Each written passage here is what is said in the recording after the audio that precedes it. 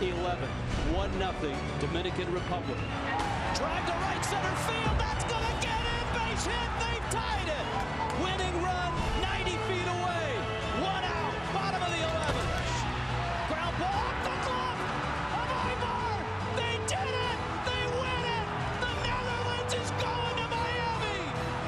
Down goes the Dominican.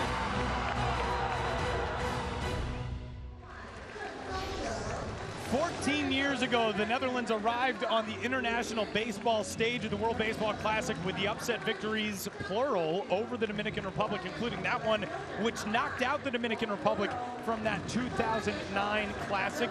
Tonight, does the host squad Chinese Taipei have a similar signature win in it?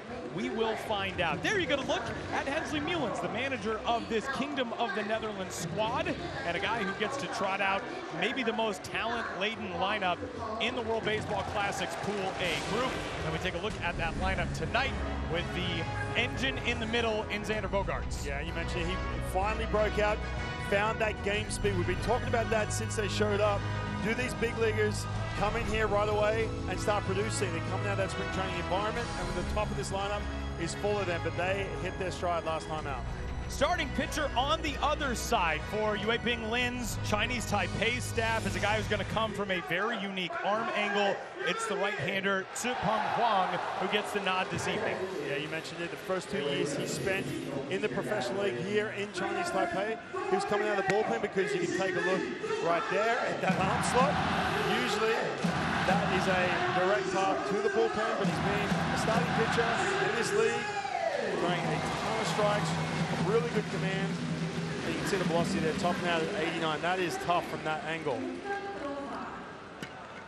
Ready to go with another incredible atmosphere already tonight as game number 8 of the 2023 World Baseball Classic Pool A will get started here at Taichung Intercontinental Baseball Stadium. Jurickson Profar steps into the batter's box. Fresh off a home run for his squad, a team that actually had the off day yesterday. And the first pitch is there for a strike at 7:08 in the evening, and we're underway. Yeah, get a good look at that arm slot. Submarine. Not a whole lot of movement. It's just that funky angle, a different release point. 0-2. 69 degrees tonight, mostly clear. And the lights shining brightly on a jam-packed Taichung Intercontinental Baseball Stadium. And a bloop to shallow right is going to get down, and Jurickson Profar fights his way out of an 0-2 count with a leadoff single.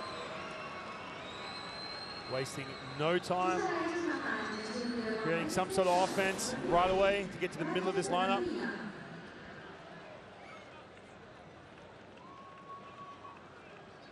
Just enough to get the ball into right field. Listen to this crowd go quiet.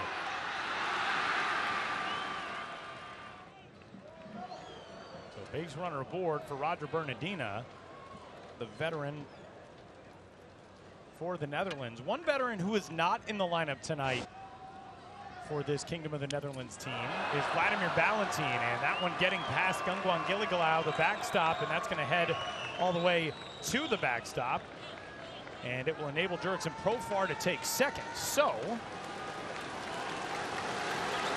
a start that may not be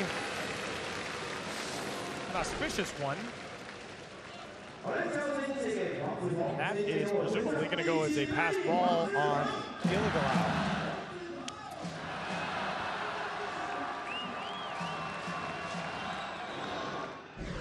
So man in scoring position, 4 pitches into this game for the Netherlands.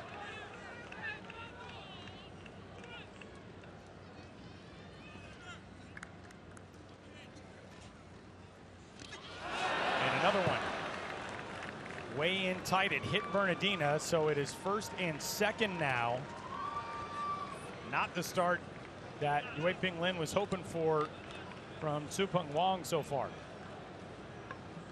Yeah, it's going to be interesting too how they manage this bullpen. They had the day off a couple days ago, and then last night used most of their back-end arms. I'm sure they're all available again tonight.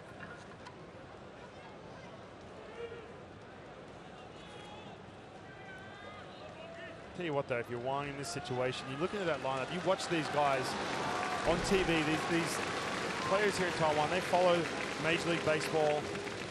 They know exactly who they're facing. Now all of a sudden you got first and second none out and you're facing Xander Bogaerts. It can rattle you. We talked about Italy being rattled last night, the pitching. It's a similar situation. You got your home crowd facing one of the world's best players, 60 feet away from you.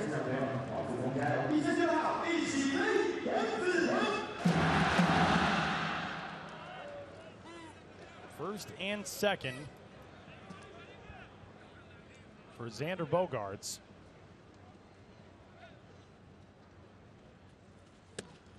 And another one off the glove of Gilligalau. And Profar is going to take third. A really shaky start for the catcher, Gilligalau. That's a tough arm slot to pick it up when you hit him. Apparently, too, when you catch and Gilligalau having a tough time. That ball that's glove side.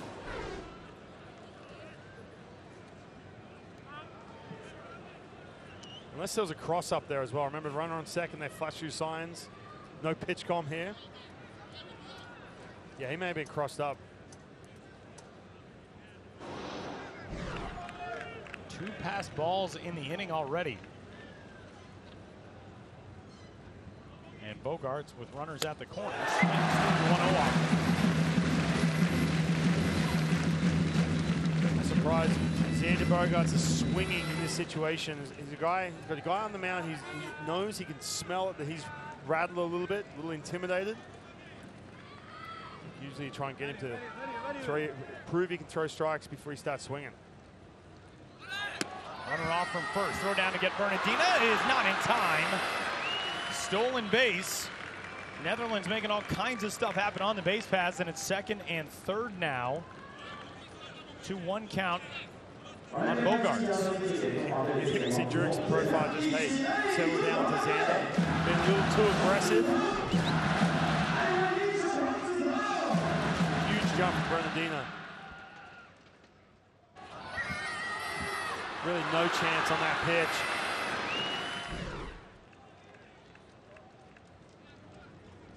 Roger Bernardino will be 39 years old this June.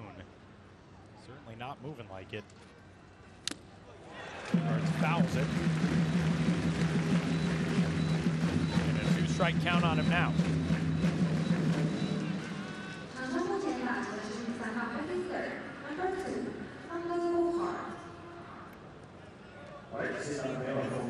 Tenth first inning for these fans. You can feel that here.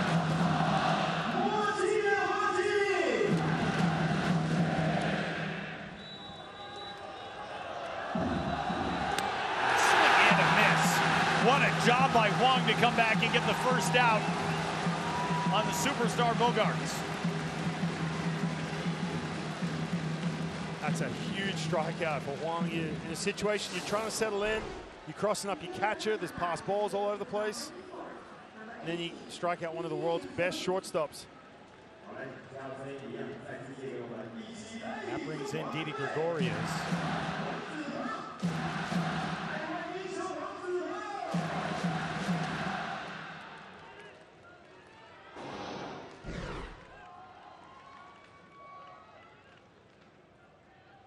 So far in this World Baseball Classic, Gregorius left side and through for a base hit. Profar's in to score. Bernardina stops at third. An RBI single for Didi Gregorius. Just his second hit in 4 at-bats so far. A guy who's taken 3 walks, has been on base a lot, does it slapping it the other way to get his team on top of the first.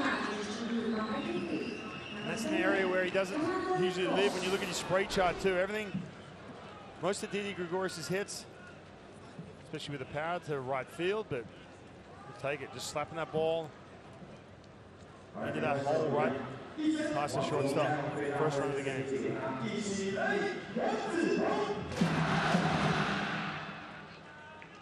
Zipeng Wang Only 11 pitches, but he's already on his 5th batter of this first inning.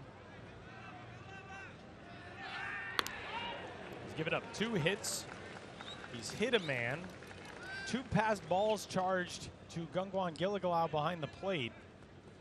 A stolen base by Roger Bernardina. The only thing that's gone right for Chinese Taipei so far is the strikeout of Bogarts, which is a big thing to go right.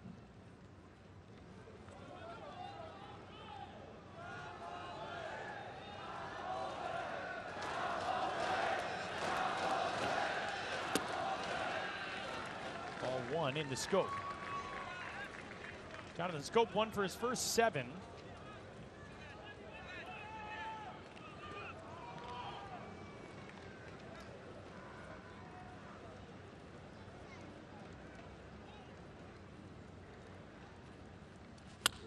Goes after the 1-0. Gilligalau a chance to make a play.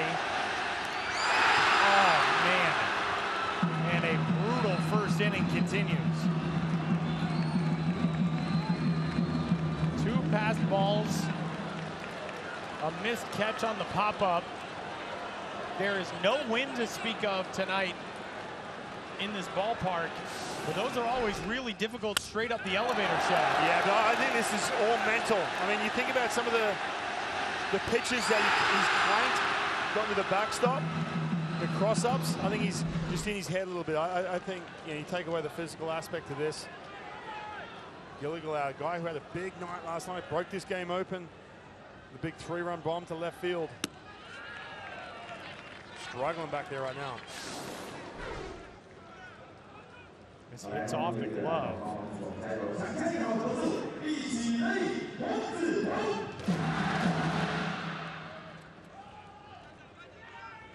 That close to the second out of the inning.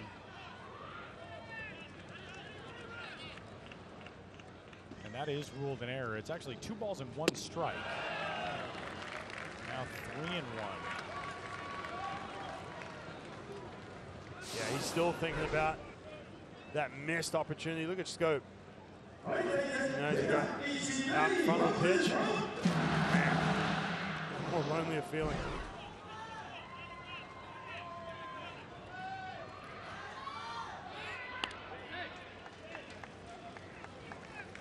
Gilligalau currently playing with the Weichuan Dragons in the Chinese Professional Baseball League, CPBL, here in Taiwan. He is a former minor leaguer in the United States in the Cleveland organization.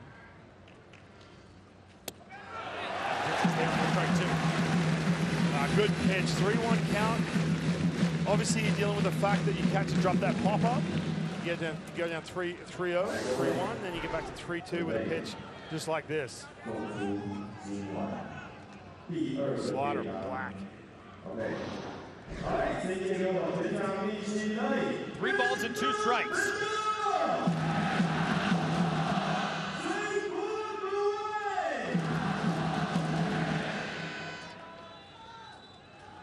Tupeng Wong looking for his 2nd strikeout of the inning. 3-2, runner off, and there it is, a called strike 3. Runner hung up between 1st and 2nd. Gregorius was trying to draw the attention away from Bernardina, perhaps, or Bernardina straight off the bag to enable Gregorius to get back. Either way, the runners return to their bags, and with 2 gone, it brings in Josh Palacios, the right fielder, and runners remain in the corners. Yeah, I think Didier Gregorius just didn't get a real good jump. He was going on 3-2, and then he realized, oh no, I'm about to get thrown out here. And he pulled up short, and then Bernardino watched him, reacted, was able to get back to the bag. Ning Che Su, the pitching coach, out for a 1st inning mound visit.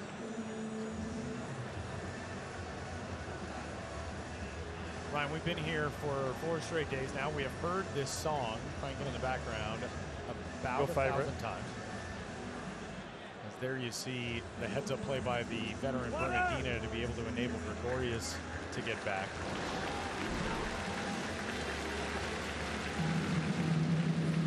See Bernardina taking his time right now, mound visit. This is an interesting play. Didier Gregorius, like I said, didn't get a real good jump. So he took off, realized that there's no contact on the play. Usually a 3-2 count, either ball 4 or there's contact. So he's pulled up a little bit. Get another look at it right here. He's like, oh, whoops. Puts the brakes on, gets in the middle, looks over at Bernardino. You got time to go. And you can see the infielder right there who caught the ball. Situation like that, you have to run back to Didi Gregorius at first base. And then if Bernardino commits, then you make the throw. Missed opportunity right there. They had Didi Gregorius caught up. First and third, 2 out now for Josh Palacios. Josh in the 6th spot tonight. His brother Richie is the designated hitter. He will bat 8th. In the air to right. Inning over. Talk about limiting damage. A great job by Sukbong Wong, who somehow keeps that to a 1-run inning. We're going to the bottom of the first. Chinese Taipei coming up.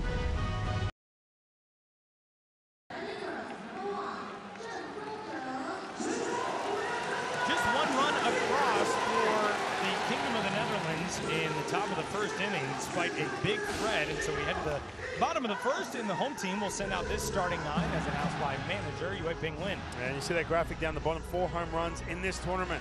Remember, Tyler, since 2006, when the World Baseball Classic kicked off, they've only hit a total of 5 home runs. They have been explosive. We saw some fireworks last night that set this crowd off. Let's see if they can do it here against Lars Heyer.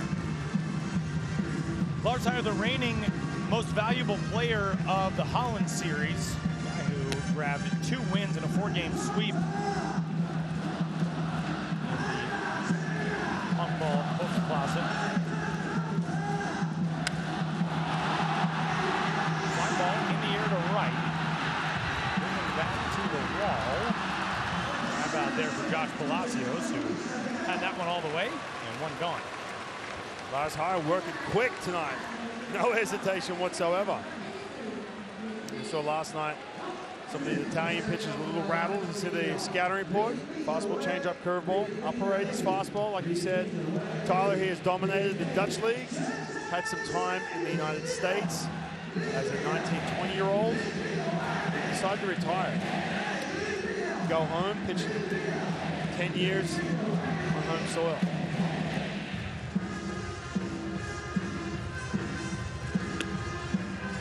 Party atmosphere is underway here in Taichung. Swing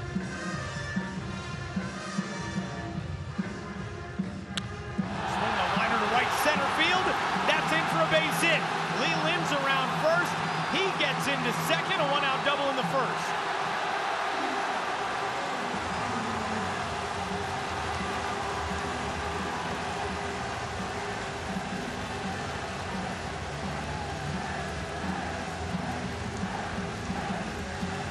We didn't know what to expect from Chinese Taipei coming into this. It was going to be the offense, the pitching. We talked to their manager, talked about the young team, but their offense has been explosive, especially these last couple of games. They're so aggressive, they just ambush pitching. Make contact early in counts, don't mess around.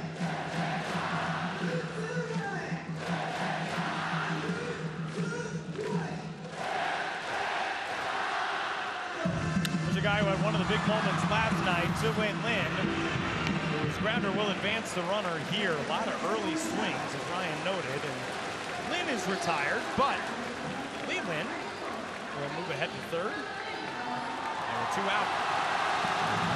It brings up the hero from last night, or at least one of them, a guy who has acquired the nickname the Secretary of Defense now here in Taiwan. It's Yu Chang.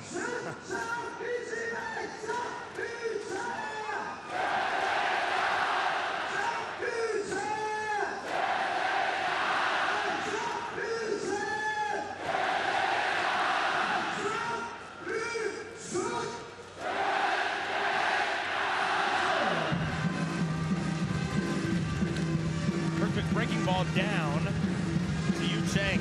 Last night, Ryan, that moment for Yu Chang instantly became one of the defining moments of this year's Classic, no matter what happens the rest of the way. Sixth inning homer that rallied Chinese Taipei from a 7-5 deficit. They tied things. I think it became a defining moment in his identity here back in Chinese Taipei with these fans. Remember, he pulled out of selection January 1st. He said he wasn't going to be available to be on this team. Traveled back from the United States. All of a sudden, fans let him know about it via social media. A couple days later, he felt the pressure, but he won them over with one swing of the bat last night. Or won them back, should I say. Here's another look at that big fly from last night. This is on the first pitch of the at-bat, straight away center field. Tied this game up. Place went crazy, and look at that. Look at the emotion pouring out of him.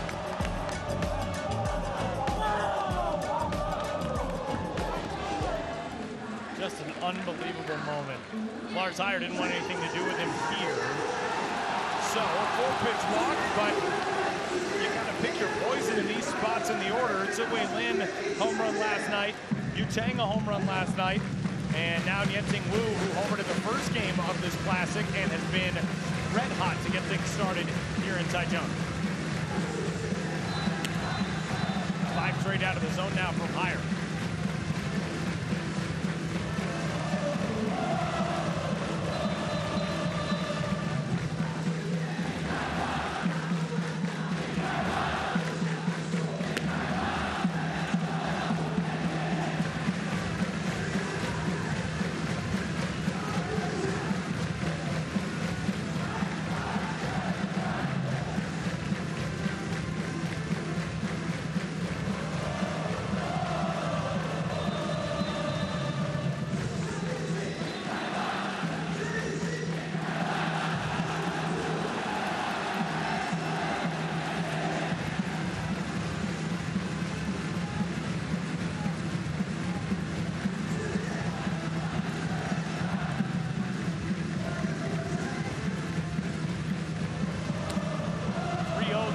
Strike. It snaps a string of 7 straight balls thrown by Lars Heyer. Now, Tyler, watching the pitches last night from Team Italy, and even tonight too, watching Lars Heyer, who pitches over in the Dutch League, I guarantee you it's not the same kind of energy as this. But the atmosphere here, the sound, the noise, the field, kind of sweeps you up sometimes. Lars Heyer's got that quick tempo, working fast. Sometimes you just have to step off, catch your breath, and dial right back into what you're trying to do. From 3-0 to 3-2. And Yenting Wu takes ball 4. They're loaded up for the guy who had 2 pass balls and an error in the top of this inning, but had a monster home run to break this game open last night. It's the catcher Gilligalau as Bert Blyleven is out from the third base dugout. Let's take a look back at last night's big shot from the big catcher. Yeah, we saw the home run that tied it up. Yu Chang, how about this? Busted this game open from the catcher Gilligalau.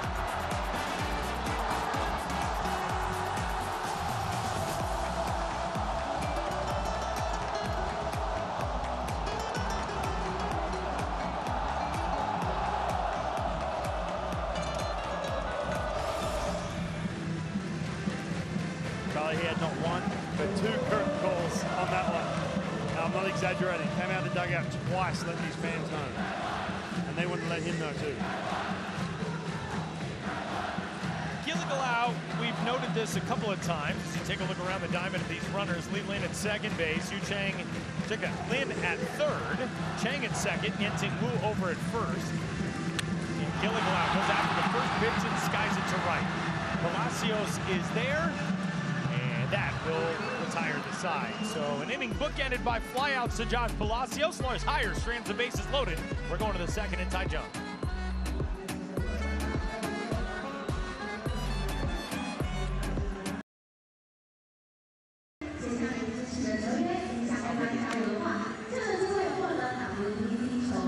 Top of the second beginning the Kingdom of the Netherlands with a run in the first. Chinese Taipei loading the bases, but leaving them loaded. And as we head into the second, it'll be the bottom third of the order, and Drelton Simmons will lead things off for the Netherlands. Richie Palacios to follow, and then Chadwick Trump. See Vladimir Valentin, top step of that dugout, out of the lineup. It's interesting. Apparently it's a matchup situation. Thought the lefty was the better player against the submariner in this situation.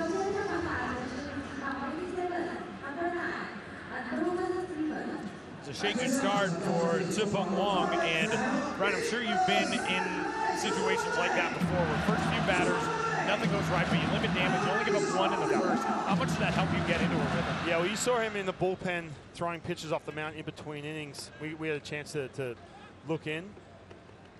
All that's basically what he's doing is just pressing the reset button. I've been there plenty of times. That first inning for me was always shaky. I didn't feel right.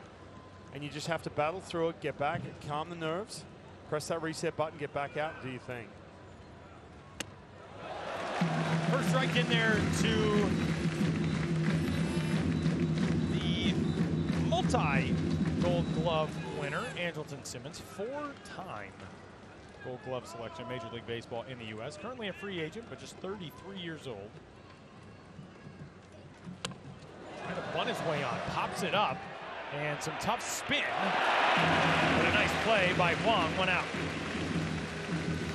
Let's take a look at the defensive alignment for Chinese Taipei. Outfielders who cover a ton of ground. Po Young Wong in left, Keishen Chen in center, both Gold Glovers in the CBBL. You see the two big sticks, Ning Wu at third base, Yu Chang at first, Gilligalau, who had to press the reset button himself after that inning. Flanking a couple of these pitches in that first that could have cost them big time. Able to get out of there with just the one run. First offering is down low to Richie Palacios, who is into the box today. The first at bat of his World Baseball Classic stay with this Netherlands squad. Richie and Josh, their mom from Curacao, has grounder over to first. This is a play from Yu Chang. And we talked about the situation with Gilligal out trying to get in a rhythm. Just missing some. These are tough pitches. Look, we talked about the tough angle for hitters. He was having a tough time picking them up as well. And look at this. Like I said, this is straight mental in your head. When you're missing pitches crossing up and there's a couple smiles, they're all good. Telling his catcher, hey, we're fine. Let's go to work. You know, after the first inning, he made the last out of the first inning. We looked down, and one of the other backstops, Daeon Lin, was behind the plate in full catcher's gear. So often, you know, Major League Baseball, you'll see somebody throw on a mask and a glove and go out and start warming up a pitcher. Right. But we saw Daeon Lin out there and thought maybe they had already pulled the plug today on Gilligalau's day. He did come out, but Ryan, you made the comment, it wouldn't surprise you because so often that is the case, especially in these high leverage games. As man, that one does not get the strike call, and it's 3-0. But he is out there, but it wouldn't have been shocking, a guy with such a shaky start, that a coaching staff says, hey, we can't risk this today. Yeah, exactly. Even if it's the first inning, we talked about obviously the tournament style play and everything else, but you know, for Chinese Taipei, you've seen it before with them and Japan, Korea, they just do not mess around in these tournaments. Short leash, and if you're having trouble catching your pitcher, you know what, we'll just make a replacement quick, but they want to keep his bat in the lineup as well. Nice pitch on 3-1, some frisbee movement there. And if he can land that pitch in the strike zone, and then this where he gets that swing and miss, man, he's going to be in good shape against this Netherlands offense. That pitch is nasty. Chadwick Trump cue shot, right side of the infield. Sung Che Chung, 3 up, 3 down. The Netherlands gone in the second. Zipeng Wong, terrific bounce back inning. Chinese Taipei to the bat rack again.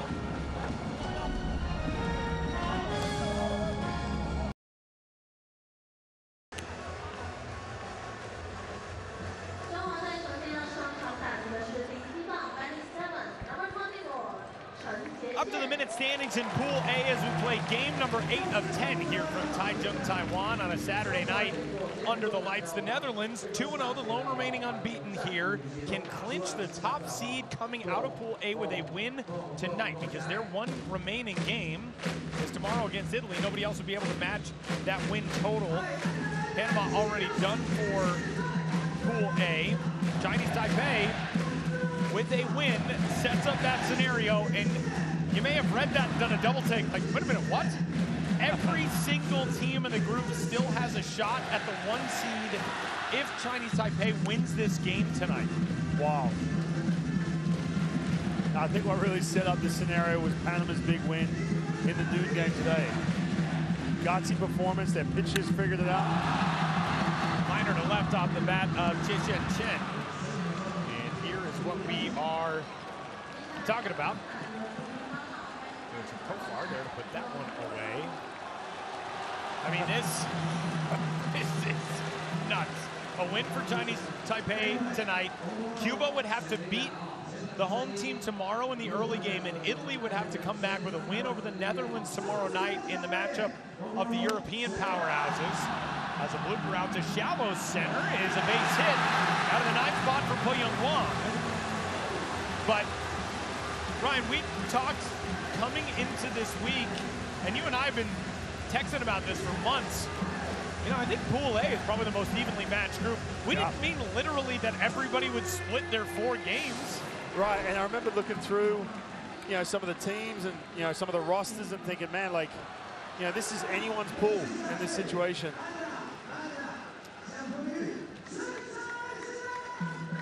Look at that little fluke.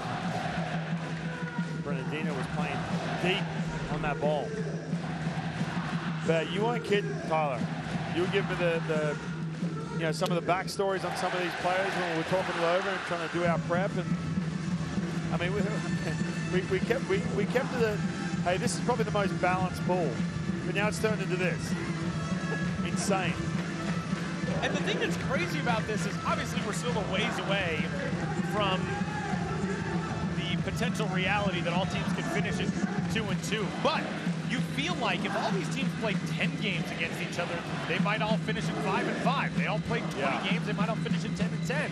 It's just that well balanced in Pool A. And it goes to show the continued development and growth of the game of baseball in places like Taiwan, like the Netherlands, like the islands, like Italy. I know there aren't a ton of Italian-born players on the Italy squad, but the continued growth for that country. Cuba, obviously, the powerhouse that Cuba is and always has been. Panama, the tremendous run through the qualifiers last year. And that's what the Classic was created to do. And this is either going to be a hit by pitch or a foul ball. And I believe it will be a hit by pitch as our first base umpire tonight, Keetalk Park, signaled over there that he did not see that come off the bat. Well, not just that, too. Was it on the check swing? Yeah. You see Chadwick Trump kind of looking, saying, hey, hold on a minute. Did he swing the bat? And obviously, if he swung the bat, then that's a called strike, regardless of it hitting him anywhere.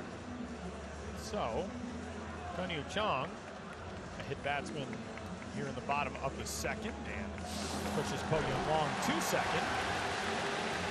So, running fastball. But right on that number on the front of that jersey. Not often you get hit in the stomach by a pitch. Ouch. And you can see, too, the fact that he was actually committing to swing. See Hansi Muellen's looking, hey, did he swing? It was close. I think he held up. But it just goes to show how much you call it cheating on a pitch, where you sell out and say, you know, I'm just going to hunt that fastball. Pretty apparent that he was sitting on a fastball right there because he was swinging. That ball pretty much hit him in the chest. The other factor is, too, Tyler, talking about this ball, who finishes first and second. You want to get that first seed. You want to try and avoid Japan in the next round. They are the juggernaut of Pool B. Sung-Chih Chung, the second baseman, back at the top of the order. The crowd came to its feet when he strode to the plate to make this noise.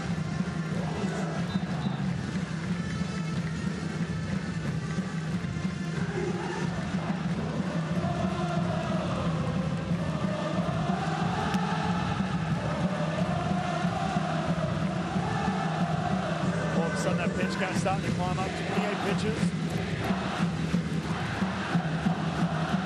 Netherlands with a day off yesterday, so their pitching staff's in a little bit better shape. Including some of the pitch restrictions.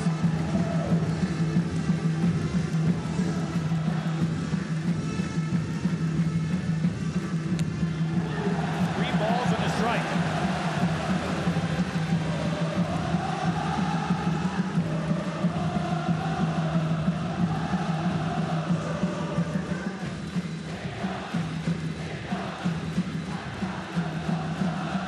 Coming to the end of Pool A, the pitch thresholds and restriction limits and all that don't mean quite as much, but Flyers higher with 1 more will be unavailable for the final day of play tomorrow. It's fouled back, make it 3-2. I think the Netherlands had a huge leg up with the off day yesterday. They went hard when you look at the way they used their bullpen, those last big 3 arms, Van Herk, Kevin Kelly, Warreners pitched back-to-back days, had the day off, now they can come back and pitch today and tomorrow, essentially.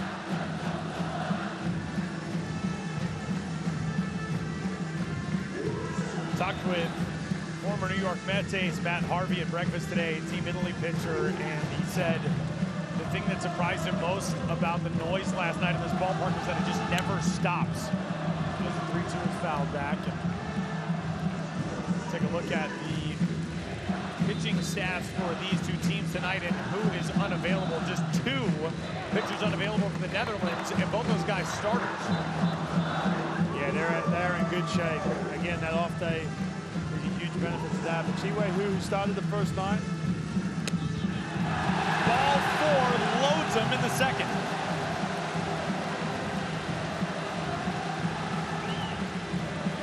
all of a sudden the wheels are spinning for Hensley Mullins, how he's going to bridge the gap to get to those back-end arms. And he's got the bullpen working as we speak. There's Derek West. We saw him pitch the first day, coming out of the bullpen. And maybe a little bit of a stall here as Chadwick Tromp goes out for a word with Lars Heyer to try to calm him down and give Derek West, the Astros prospect, some more time to work. He spent last season with AA Corpus Christi in the Texas League. And again, we saw this last night. This is the noise during a mound visit. Right. You know, they gave him time right now to get Derek West loose. And I got to say, if you're in that bullpen right now with Mike Harkey, it's a situation you got to get moving, because this game speeds up with this atmosphere and the way they swing it. It speeds up real quick, and all of a sudden you're going to be in a situation where you're a couple runs in, you're like, man, I wish I had Derek West available 2 hitters ago.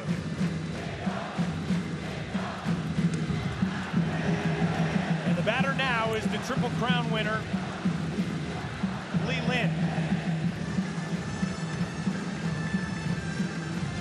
Something to mention, you're in the heart of that order coming up. The reigning CBBL MVP drives the ball down the right field line, but slices it foul.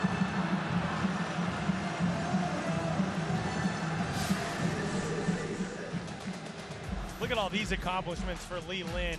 3rd Triple Crown winner and the 2nd Taiwanese player to win the Triple Crown in the CBBL. 2019 batting title, Best 10 award squad member twice in his career, and a 3-time league champion with Taiwan Series MVP recognition.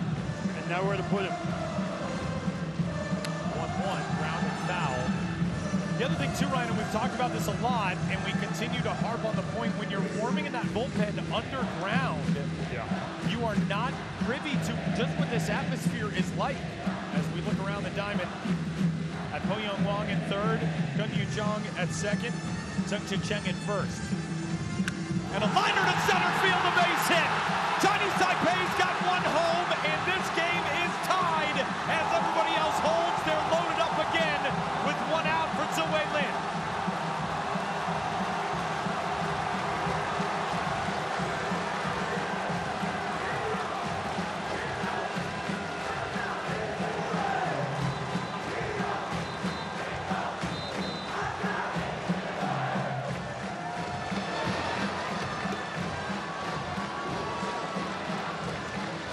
that quick. It happens here with this energy in this crowd. Hensley Mulin's walking off out to the mound. He's about to make a pitching change. And for Derek West, about to have the sensation of being taken up in a plane, blindfolded with headphones on, and then everything taken off and pushed out to skydive and parachute into this atmosphere in a 1-1 game in the bottom of the second. Like you just have no...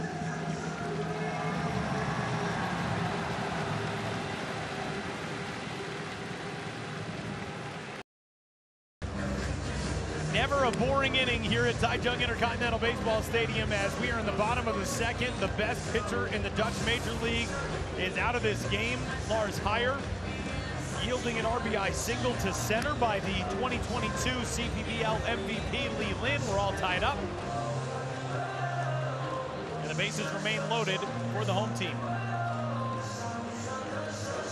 Team point, Tyler, you're saying, you know, Derek West coming in, hasn't been privy to this environment because he's been warming up down in the bunker behind the bullpen, behind the dugout, where those bullpens are. And it is such a transition when you walk out on this field.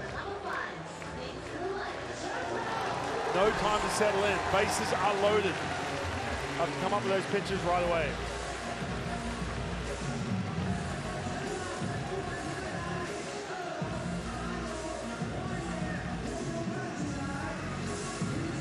Derek West's numbers with the Houston Astros, a 4.45 ERA, 39 games.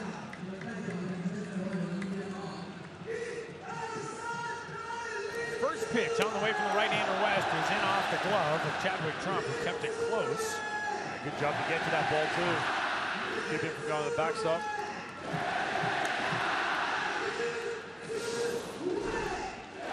Just gets away from him.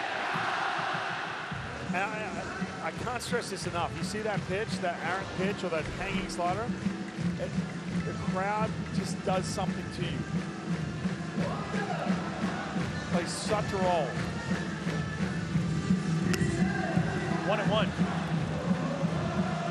And it's not so much, I'm sure Derek West has played in some noisy ballparks or some big ballparks.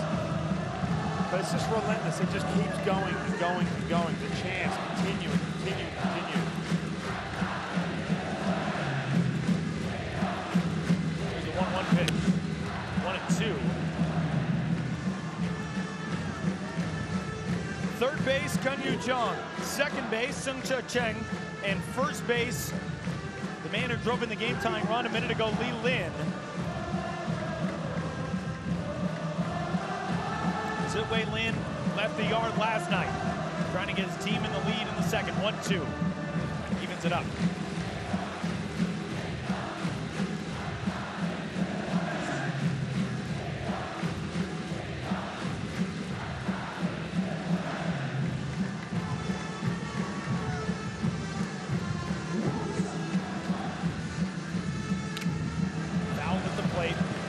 Taipei has scored at least one run in 7 of its last 10 innings, and this was Zitwei Lin's home run, which set this place off the map last night. And this is in the second inning, the first runs of that second game. This place went crazy. Remember, they had the first game against opening night against Panama. Yeah, they had the first night against Panama. They went down by really big margin. Then they got mercy rule. You think about that, and all of a sudden, last night, the bats broke out. Big win against Italy.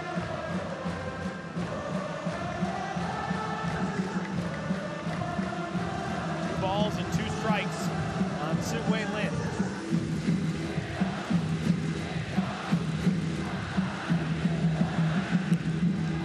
Blowing away 3-2. Derek West pitching this first game against Cuba, and 1 2/3, 1 walk, and I guarantee you not the same volume as what he's experiencing tonight. Nowhere to put Zitwei Lin. 3-2. In the air, shallow left. Jurickson Profar at the line. 2 gone. What a throw. The converted shortstop out there in the outfield, and with 2 gone, the bases remain loaded. hero from last night, Yu Chang. Here's the reaction right here. Big back in this lineup. Frustrated. Bases are loaded. Nowhere to put him. Couldn't get it done. But it doesn't get any easier. Yu Chang. You know he's swinging these early pitches. Going to be so careful out of the gates. Even if you're cheering for the opposing team, you're taking in the atmosphere here in Taichung. And the first pitch there for a strike to Yu Chang. So we see Derek West going with that breaking ball. Guarantee he watched that ball last night against Italy. That pitch. Hit out to center field. First pitch of the at-bat. 1-1. Derek West, we talked about the scar on his elbow from Tommy John surgery that he enhanced with the baseball stitch tattoos on each side of that right arm. Count goes to 2-1. We talked also about how the metal structure down the left and right field lines here at Taichung's Intercontinental Ballpark, inspired by baseball stitches. There you see Chang able to hang up. 2-1. A swing and another drive to deep left center field. Yu Chang has done it again!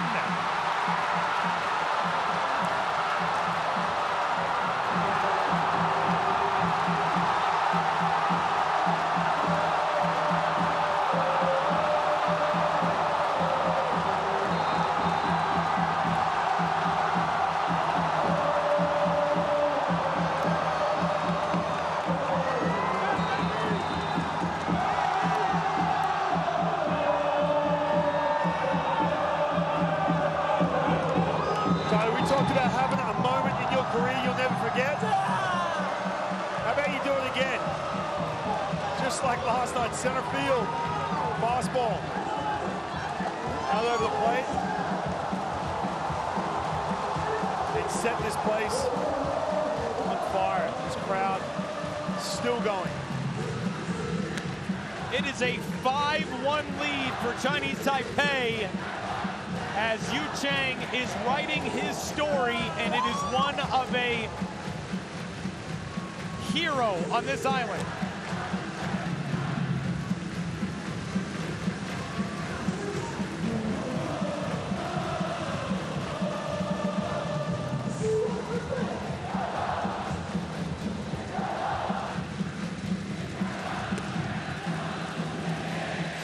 Two balls and two strikes. It's that fastball. I said you got to be careful when you pitch into him. When you slip behind in the count, you have to count. There's nowhere to put him. Loaded bases. He knows right away what he just did for himself, these fans, his team. I keep going back to it.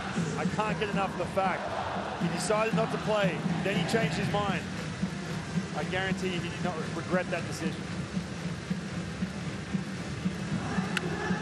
3-2 grounder to the right side, and that will do it. But Chinese Taipei electrified by that man again.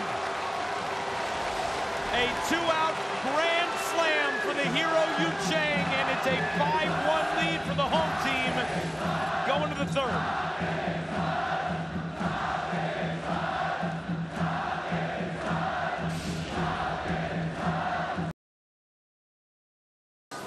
We said all night last night and all day today, how could anything possibly top that game between Chinese Taipei and Italy from last night? And Yu Chang is working on a script for us. A sequel. Unreal. A grand slam. And a very familiar looking celebration rounding first base. And Yu Chang blasting his team out in front. And as we head into the top of the third, it is the top third of the Netherlands lineup that will get us going. Jurickson Profar steps into the batter's box.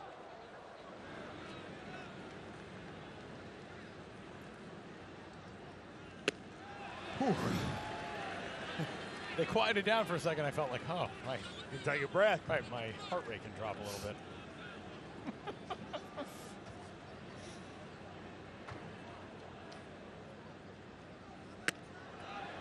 Two balls and no strikes. Here is the scene in the dugout. Listen to this.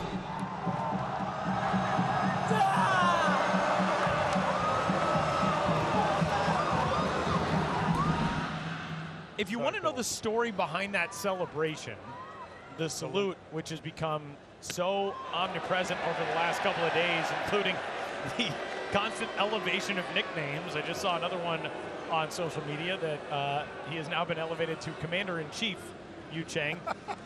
Yu Chang, back on January 1st, as Ryan noted, initially said that he did not want to be chosen to be part of this team. He had signed a deal, wanted to work on nabbing a job in spring training in the Grapefruit League with the Boston Red Sox this spring. And people were not pleased. Chinese Taipei fans took to social media livid about it. And the main reason behind that was Yu Chang had been allowed to serve just 12 days of his compulsory, his required 4-month military service in return for participating in the 2019 Asian Baseball Championship. But a condition of that was continuing to play for the national team for the next 5 years as part of the reduction in the time that he would have needed to spend in that military service. So, 3-2, grounded, that'll stay fair as it hops over the first base back and the leadoff out in the third. So that's the reason behind the salute, because now he is serving his country in all kinds of ways. There were all kinds of memes that rocketed around social media here in Taiwan, saving Private Chang and the like. He was actually met by the commissioner of the CPBL, Chi Chong Tai, on January 3rd, and then had reversed course and promised to play if selected, which of course he was going to be selected. He's one of the best players that this island has ever produced. And you put it so perfectly last night. If he would have come, shown up, plays 4 games, goes 2 for 17, strikes out 7 times, it is a completely different story. But he shows up, monster homer to tie a game last night, a grand slam to give his team the lead tonight, and he has authored these indescribable moments. Yeah, because you think about it, right? It's like you kind of forced him to come back. He's like, okay, I'll come back. You know, you want him to have that passion to represent his country. And then, you know, like you said, he comes back and he goes 0 for 8, or Chinese Taipei bow out of this thing early, whatever it may be, and off he goes. It'd still be that stain on the relationship between him and the fans that they hold so dear. Those relationships are so massive when you come from a place like Taiwan and representing the people here. So all of a sudden we've seen it last night and tonight. Just absolute no doubt. There's nowhere to put him. That ball deep into the night.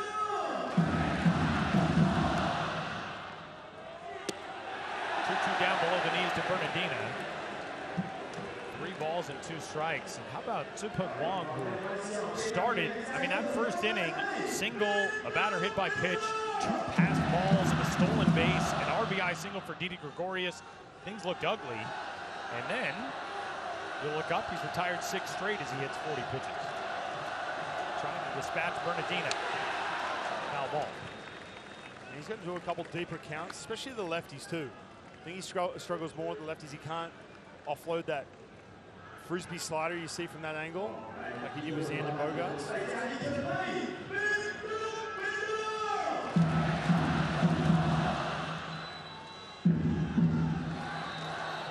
Here's the 3-2 to Bernardina.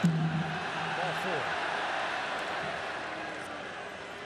We talked about the fact Derek West was trying to be careful, but there's nowhere to put Yu Chang in this at bat. So what he tries to do with this sequence, you can see right here, he goes slider, good pitch. Tries again, expands the strike zone, and then gets the check swing. And guess what? Tries to challenge him, fastball middle in. Good night.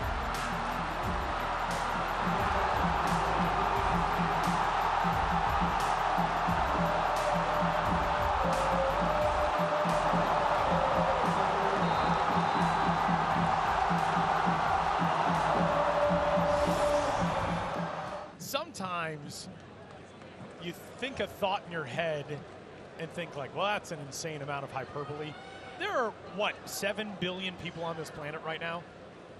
I can't think of another human being who is at a high, the same level as Yu Chang right now. Right.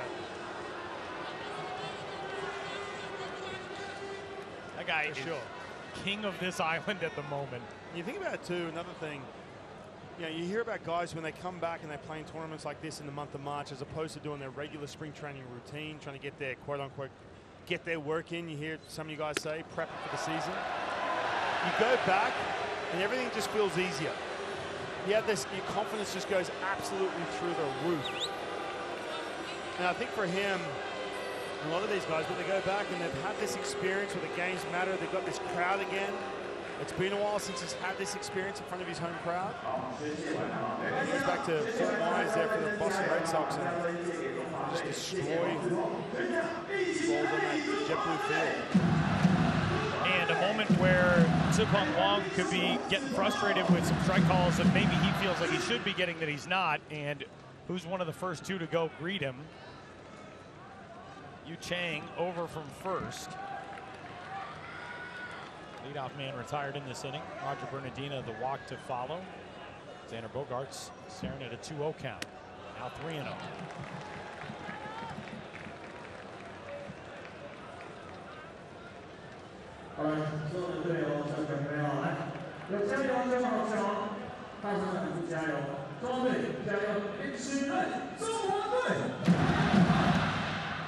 Bogaerts a strikeout victim in his first trip to the plate against Wong. 3-0 pitch.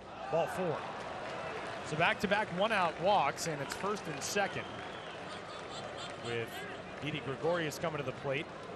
His RBI single. Got the Netherlands on the board back in the first. There's one thing we talk about the atmosphere here when this Chinese Taipei team's on offense, but there's one team in Pool A, I will say this, because of the bats, the names, that could turn this game into a 5-5 game quick. It's the Netherlands. Not only because, you know, obviously you got the power, you got the talent, but the patience as well. They start sniffing out that Huang, he's got some control issues, he's struggling to find the plate. They'll just wait him out all night long. The Netherlands, that 3-1 win over Panama. They put together 8 hits in that one, 7 hits in the 4-2 win over Cuba.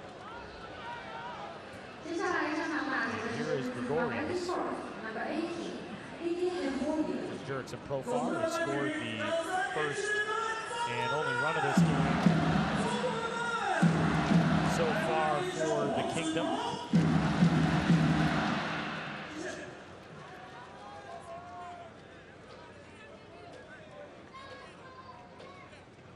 Wong ready after a visit from his pitching coach Chu, and the first pitch gets past Gilligalau and back to the screen. So a couple of pass balls in the first inning and a wild pitch here in the third. And it's second and third with 1 out now, and a shutdown inning that Chinese Taipei would have liked to have in danger. This is pretty natural. When you throw from that arm slot, you're going to have command issues. That ball getting away. He's frazzled right now. It's a situation where Lim, we saw some questionable, and then right there we saw some questionable moves night one. How he managed his bullpen. You see Wu right now getting loose. He better start moving. This game can change real quick. Another guy who calls his ballpark home. Wu pitching for the CTBC brothers.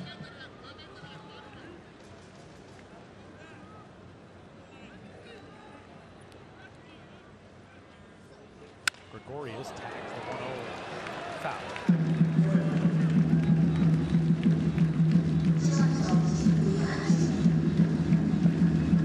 Didi Gregorius, born in Amsterdam. He spent a few years there. One of the guys who comes from the islands, Curacao and Aruba, producing the vast majority of the players from the islands on this roster. Also one player on this roster from Sin Martin. That's the right-handed relief pitcher, Franklin Van Herp.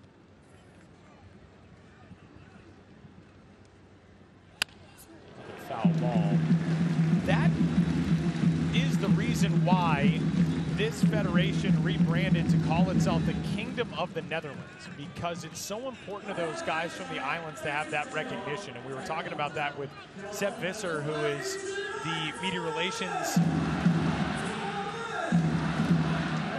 professional for this Netherlands squad. And he said, you know, it's really important for those guys. They're not from the Netherlands. I mean, Didi is. He was born there. But for the guys who are from Curacao and Aruba and Sint Maarten, that's where they're from. They're not from mainland Europe. And they all comprise the kingdom. But that overarching umbrella recognition, that unifies this group in a very meaningful way. 1-2 on the ground right side. Takes a big hop. It'll get a run in as Gregorius has his second RBI of the day. The Netherlands shaves one off the deficit, 5-2. If you want in this situation, you'll trade the run for the out any day of the week. You're struggling with your command, you know that. You're just fighting to get outs. Your team gave you a nice 4-run lead.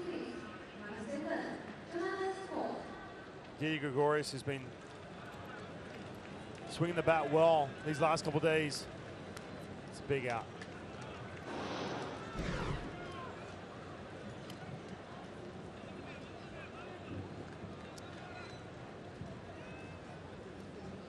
So 2 gone, and Xander Bogaerts over a third for Jonathan Scope, who takes strike 1. Scope, a strikeout victim against Wong in the first inning as well.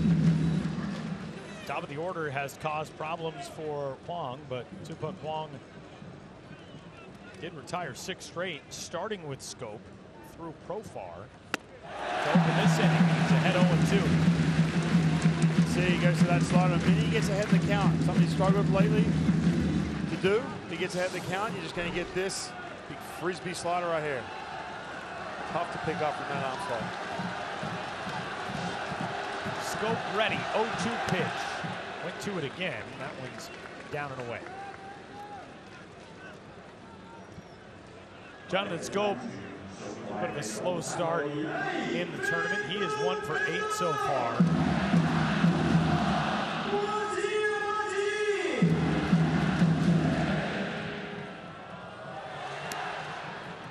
Count even on him.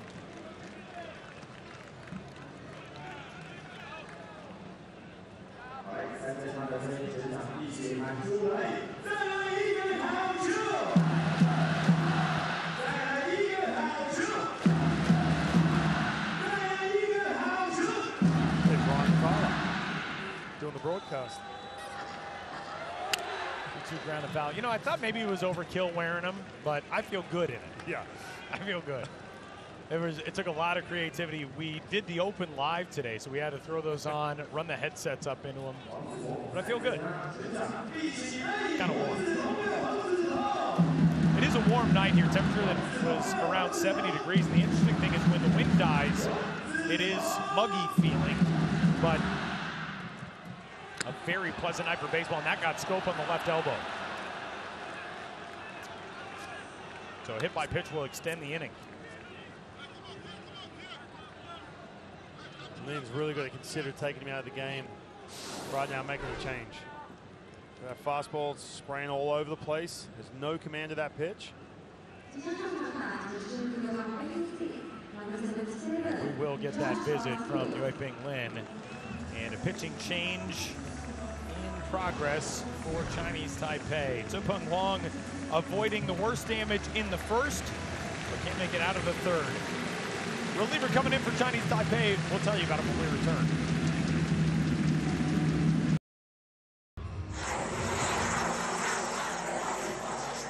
The ballpark foods here in Taiwan are amazing. So diverse. Ryan and I got some bubble tea today prior to game number 2. Some fried squid. That blowtorch thing. Can we get like a lesson on how to use that later? That thing looks awesome, as we'll see Josh Palacio step into the batter's box. Josh is in the lineup with his brother Richie today. They are 2 of 4 sets of extremely styling brothers in this World Baseball Classic. Dominic and David Fletcher on Italy. The other 3 sets of brothers, Jurickson, Jeremy Profar, Josh and Richie Palacios, Charlin and Jonathan Scope, all of those guys on this Kingdom of the Netherlands roster.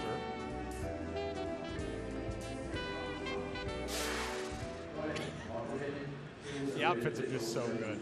They're so good. As Josh Palacios, you see those really steady numbers with the Columbus Clippers in the AAA International League last year. And a new arm of the game for Chinese Taipei is the right-hander from the CTBC brothers, Yushuan Chen. He spent 6 years pitching here on the island. See, scouting report has great success as a reliever. He's become a starter now. He's pitching out of the bullpen obviously now, but sinker, cut fastball, curve, upper 80s fastball. So Yuan Wu is from Taichung.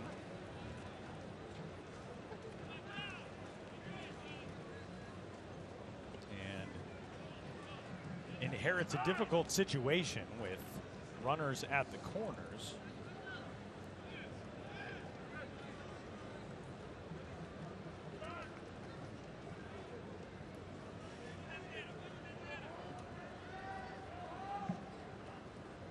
Jonathan Scope hit by a pitch a moment ago. First pitch down. So don't look now. It's a 5-2 game. This is the tying run at the plate, and if last night is any guide, this game is very far from over. Chinese Taipei in that game took a 5-2 lead in the third. Italy rallied with 4 in the top of the fourth, added 1 in the fifth, had a 7-5 lead before Yu Cheng rescued his home squad with a 2-run homer in the sixth. And a fly ball deep to right. But there for it is Subway Lin heading over. Josh Palacios gave it a good ride out to right field, but his counterpart Lin hauls it in, and we are headed to the bottom of the third.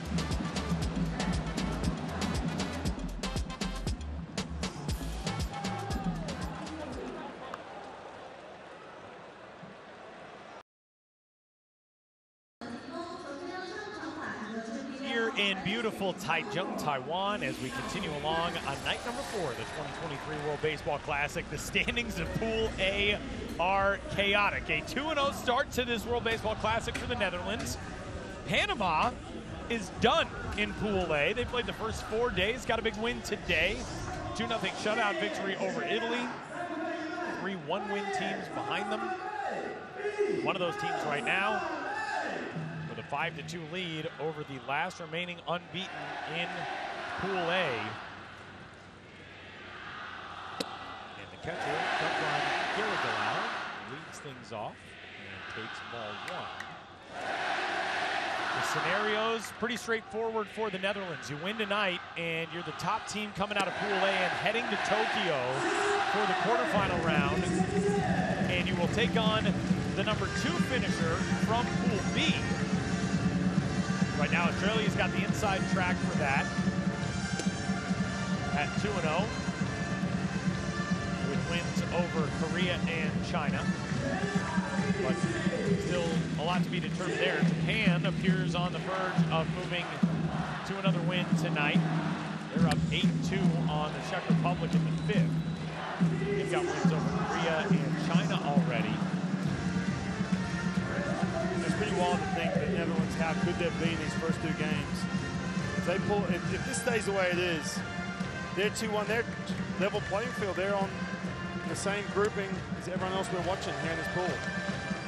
And then Panama in that situation where they're just going to sit back. It's out of their control what happens from here on out, but they do still have a chance. Yeah, that is kind of the tough thing for Panama right now. You've done all you can winning today to keep some hope alive, but all you can do is sit and wait. As a good at bat there by Gilligalau, the catcher, and he works a leadoff walk in the third. That'll bring up Tishan Chen.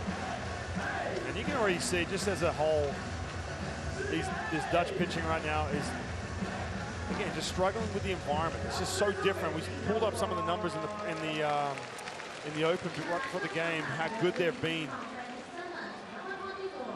So it's just a different energy you have to deal with tonight.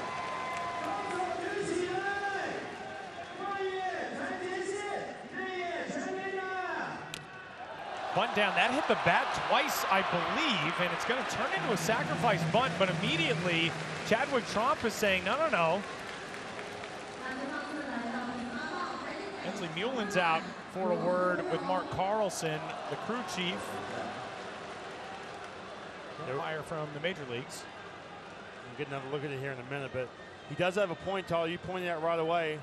We both saw the same thing. Hensley Mulin's.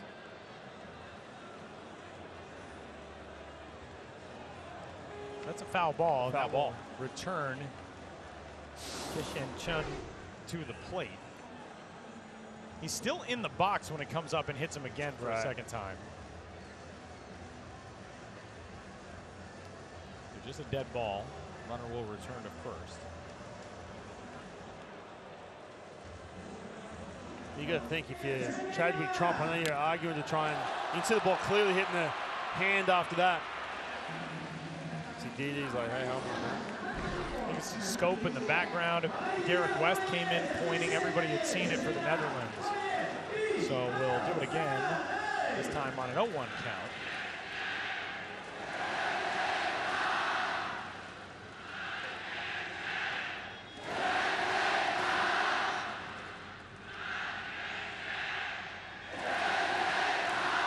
Derek West, a product of the University of Pittsburgh.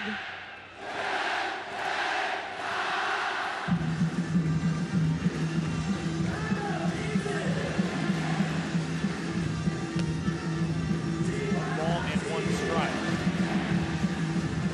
Derek's mom is the daughter of Dutch immigrants. His grandparents arrived in the United States in 1960.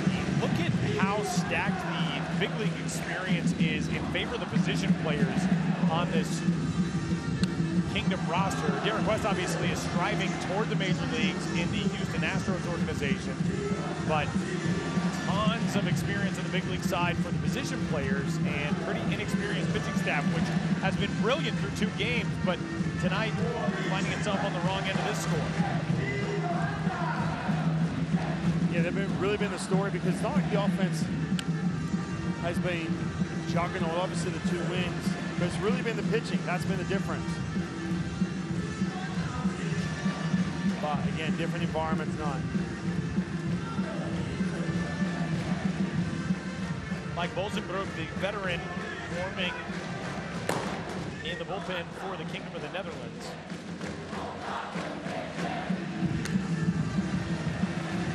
Balls and 2 strikes. Frustrated. Another thing to look out at. Again, the pitch count, 29. Already burned through a starting pitcher. They're going to burn through this bullpen. They do have a game tomorrow, which, if it stays like this, will count for the Netherlands. Just trying to find a rhythm. 3 balls and 2 strikes. This thing started with the foul ball on the bunt attempt that hit the bat of Kishen Chun twice.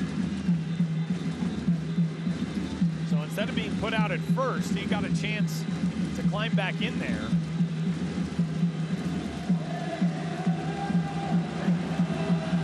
Runner off, 3-2, serve down the left field line. That'll touch down. It'll get all the way to the corner. No, it's knocked down out there by Jurickson Profar, and it's 2nd and 3rd. Man, that was extremely risky, and Profar, thankfully from Hensley Mulin's point of view, is able to knock that ball down. But if that gets past him, he's thrown on the ground and has to scramble for it.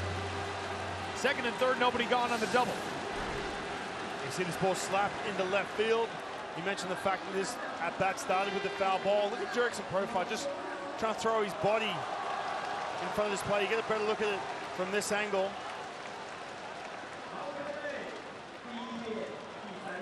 The thing is with this too, I think with Jurickson Profar, knowing that the wall is only a good 10 to 20 feet behind him. So it feels like he can dive, get up quick if he needs to. But man, that saves a run, throwing his body in front of that ball. That is a former top overall prospect in baseball at the shortstop position. Good point. A guy who's been diving for a lot of balls for a long, long time. That's a great, great play out there. You're right, risky. Different conversation. That ball rattles down in that left field line. Left field, down there by the wall. The other thing that's weird, you can see in this shot, there's a little triangle out there in the corner. And if that thing would have somehow deflected into that corner, look at how long you'd be able to run. The other part of this is too, see, big catcher getting around the bases. And for them, they can be conservative on the bases, still none out. I was going to say, Tyler, right after that, they pulled they got the out, and then they brought the hitter back with the foul ball. I was going to ask, hey, listen, would you rather trade the out, the way this pitching has been going, especially Derek West just still trying to get in the rhythm? Worked against the Netherlands. You see Henze Mullins arguing that play.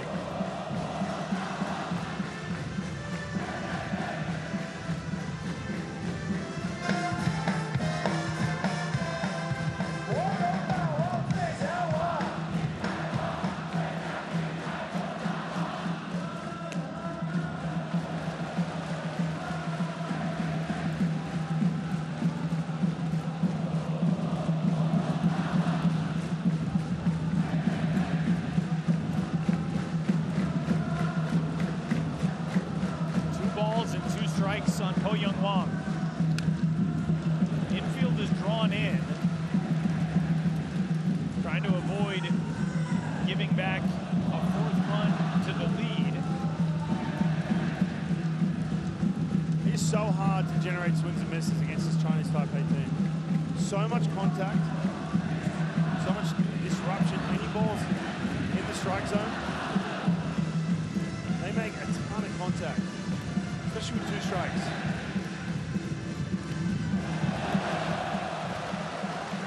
Tell you what, we're a few hitters away from it, but we may need to buy earplugs the next time that Yu Chang comes to the plate. Grand slam last inning to give his team a 5-1 lead. Nobody out in this inning. Bosenbrook has taken a seat. Ryan Huntington working now.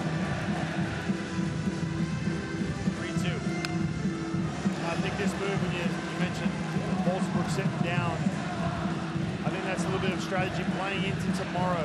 What are you going to have left bullpen-wise tomorrow when the game counts? If this game gets out of reach, you'll see Ryan Huntington come into the game.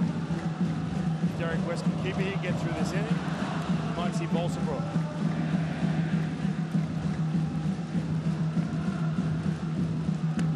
All 4, they are loaded up again.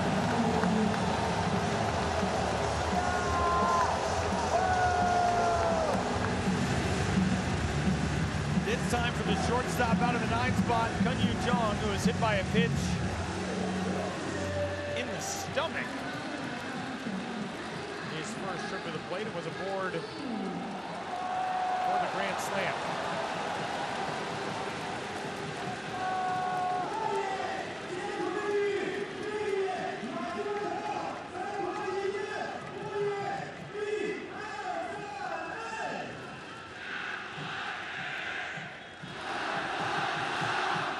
Chinese Taipei has loaded the bases in every inning so far tonight. Look at that, 1.5 ERA. That's what we're talking about the first 2 games. Not the case tonight. They loaded bases again here in the 3rd inning. None out. 1-0. Another drive in the air to center field. Roger Bernardina there to put it away. Tagging at 3rd and scoring. Gilliglau adds to the lead. It's 6-2.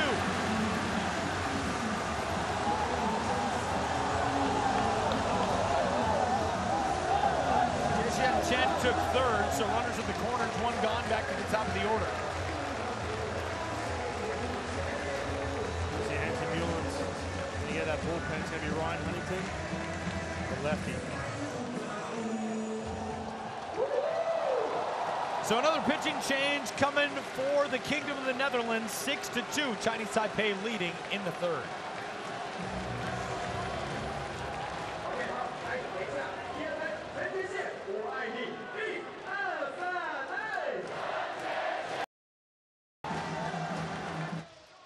They are on their feet and loud again here in Taiwan. It's a 6-2 lead for Chinese Taipei with the bases loaded for the 3rd straight inning. And a new arm into the game for the Netherlands, the left-hander Ryan Huntington from Aruba. Yeah, he pitches in the Dutch league. Neptunus, what a story. He's 26 years old. Played at the JUCO in Iowa. He went from Aruba to Iowa for a couple of years. Transferred to Grambling State. Take a look at the scouting report. Best left-handed pitcher in the Dutch majors. Led the majors in innings and strikeouts. And here he is. Probably the most electric atmosphere he's ever experienced. He pitched at Haarlem Baseball Week, which is a biennial event in the Netherlands, an invitational event for teams from around the world, and impressed Evert-Jan Edun, who is one of the coaches on this staff, who has been the manager at various levels in that Dutch national team program. Found his way to this roster, and here he is. And inherits the bases loaded in the bottom of the third, back at the top of the order. And a bunt down, a good one to first base, and everybody's safe. It's a 7-2 lead.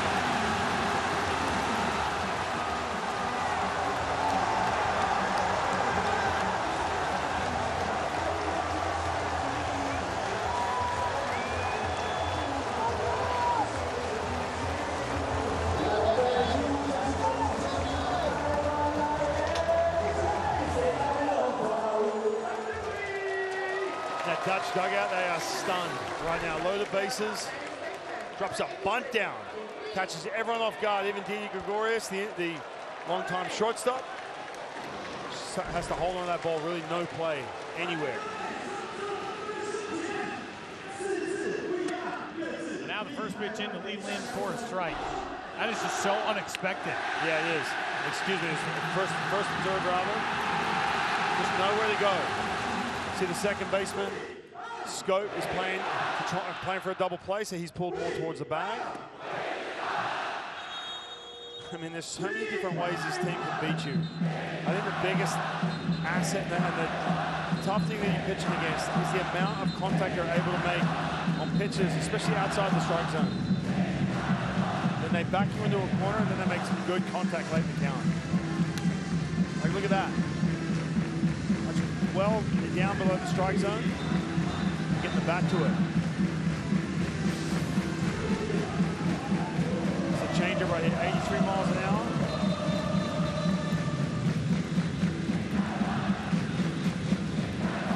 Ryan Huntington didn't just pitch at Community College in Iowa, he also pitched at Grambling State, one of the most legendary HBCUs in the United States, and with Grambling, 2 seasons for the Tigers, pitched 24 games, made 17 starts. Didn't have a huge amount of success there,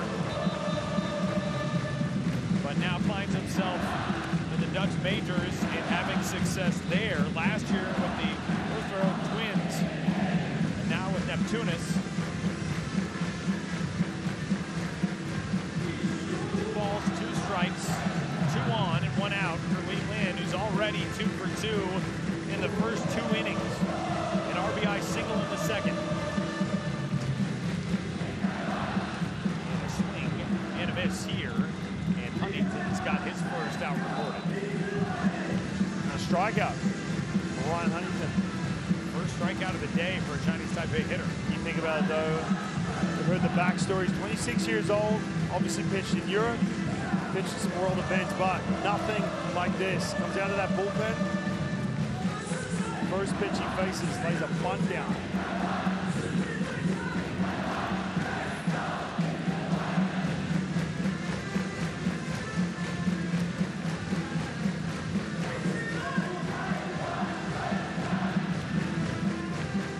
Huntington going to work against Wei Lin.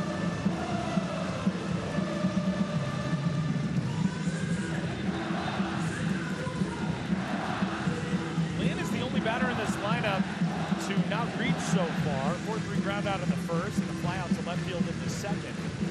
Chinese Taipei only struck out twice all last game. The first strikeout comes here in the third tonight.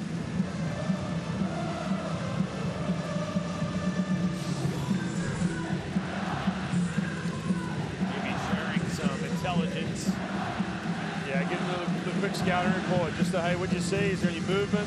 What's that secondary pitch? What was the depth like? Just real quick, exchange information. No better scouting report than seeing it 60 feet away. That is for sure.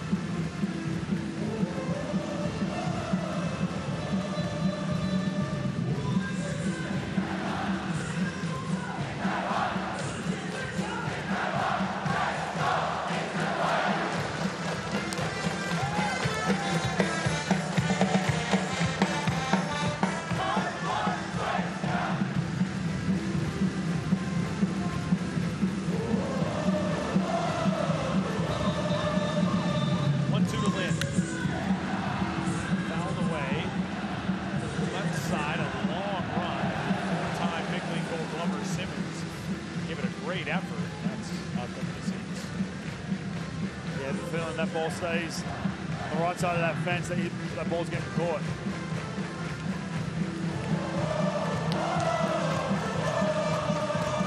I think you could do it. I think if you wanted to, you could be one of these people. You could be the guy with the mic, yelling, leading everything. I told you, you win MVP. You see Simmons climbing up that top. You win MVP here, you got to dance after the game. I refuse. Big slider right here from Ryan Huntington, getting his team back in the dugout. 1-2. In the air, out into left. Profar giving it a run. He makes the catch, and that does it here in the third. And Ryan Huntington can exhale, but two more home for Chinese Taipei in the third, and we go to the top of the fourth. It's a 7-2 lead for the home team.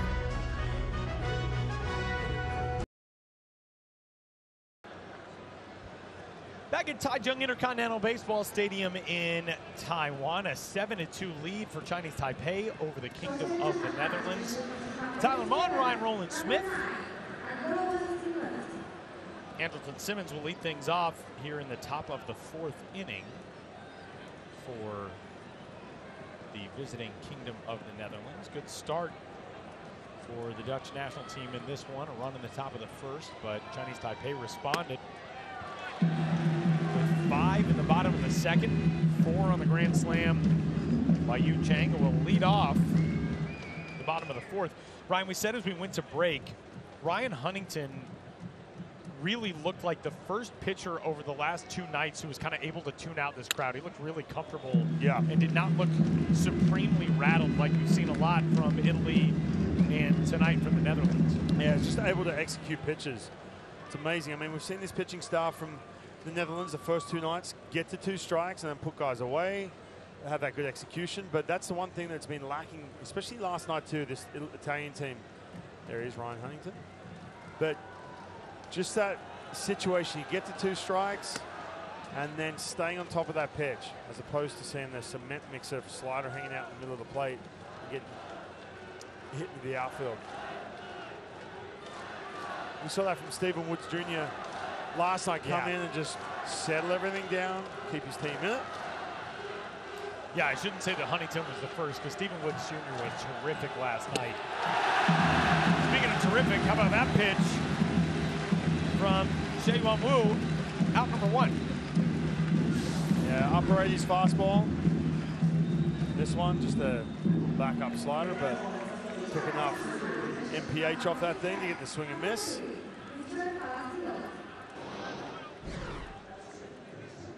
Right next door to us upstairs, those are the ELTA announcers, the local announcers who go right to the celebration. On the left of your screen is Phil Wu. On the right, Jingyi Cheng, who is a former CPBL first baseman.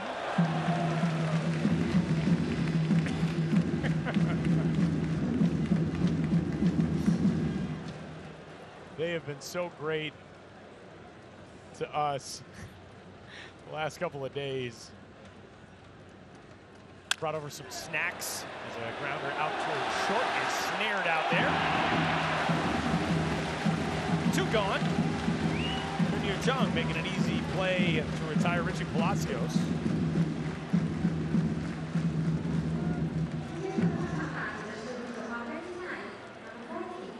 The salute. Amazing. Amazing. And they both went straight to it as well. 0 hesitation. Right on cue.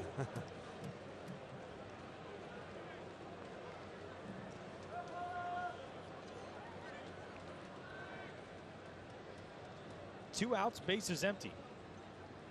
Wu goes the first pitch in past the bat of Chadwick Trump. 0-1. I'll tell you what, the amount of time the Netherlands have been on their feet during some of these times when they've been on defense, man, already quickly 2 outs. They're gonna have to get back out there, deal with this noise.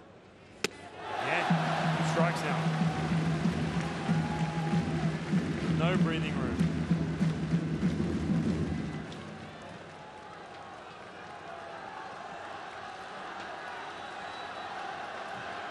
Wu trying to polish off a 1-2-3 top of the 4th.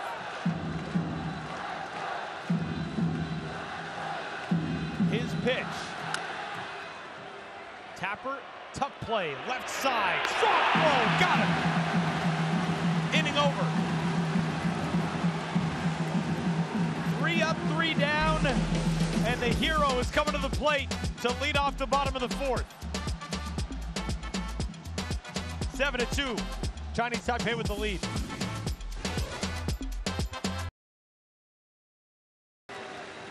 Nearing the end of the 4th night of WBC Pool A play here in Taichung, Taiwan, and we have seen absolutely nothing decided as of yet. The Netherlands, with a win tonight, would clinch the top seed from this group and head to Tokyo next week for the quarterfinal round against the 2nd place finisher from Pool B. But Netherlands also trails this game by 5 right now, and if Chinese Taipei wins, every single team in this pool is still alive to potentially be the top team coming out of it. And the leadoff man here in the bottom of the 4th is the hero so far, and he continues to be so as he lines one out to left, and it drops in for a base hit.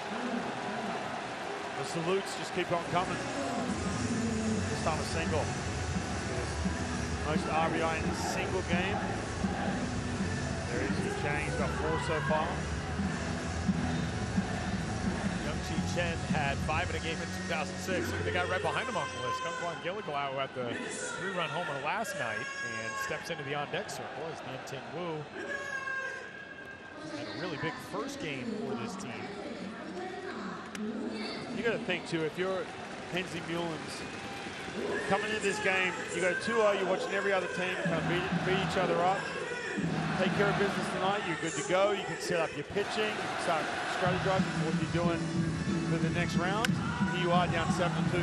Rounder to first. Gregorius, the former shortstop, is able to get the out on the lead runner.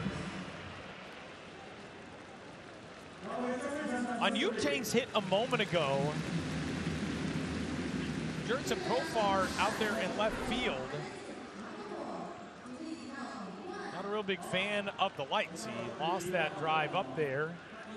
That's not the first time he's gestured up there as well tonight.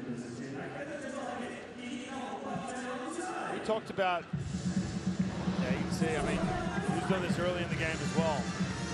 That's something you got to deal with. I mean, obviously, Jurickson Profar's played in all kinds of ballparks in different atmospheres. He played in the playoffs. This year with the San Diego Padres, there's a lot of moving pieces behind in that backdrop, especially coming out of the seats. Last night, we saw David Fletcher, Italy shortstop, bobble a ball on the infield, and he took issue with the LED lights behind home plate. So an adjustment to these ballparks, and an understandable one. I mean, things are very differently structured. Here's that fair down the left field line. Gilligow sneaks it inside the stripe and down into the corner. Dug out there by Profar. Throw to the plate. Is in time to get Yu Chang. Check that to get Wu, the runner who reached on the fielder's choice, but we will see as they want the review. I believe, haven't asked for it as of yet, but oh wow, what a job by Chadwick Trump blocking the plate. Wow.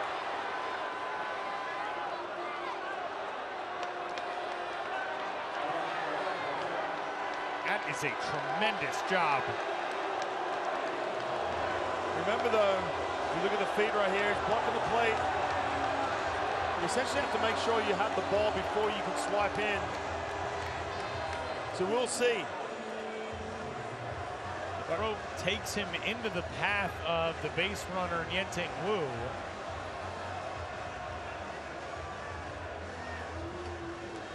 That is a great job by Chadwick Trump. You can see him get his foot in front of the runner after he catches the ball. We shall see. But what about the throw as well to make that even close?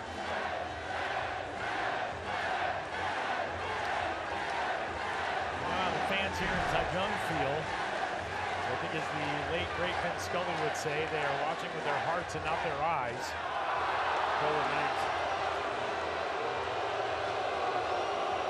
And now they're going to talk about it. This is a situation they're going to figure out just with his foot, slide his foot in front of the plate. Wei Ping Lin speaking through an interpreter. And you can see him gesturing with his foot, saying he's got his foot in front of the plate, in front of the line. You have to, as a catcher, you have to make sure you clear the path. After you catch the ball, you can put your body in front of the plate.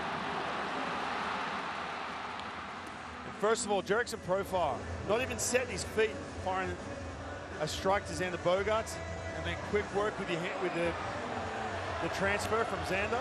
Perfect throw. Shortstop arms up and down that left field line on the entire left side of the field for the Netherlands. I guarantee the response is the throw. If the throw takes in that position, then you can get in front of the plate.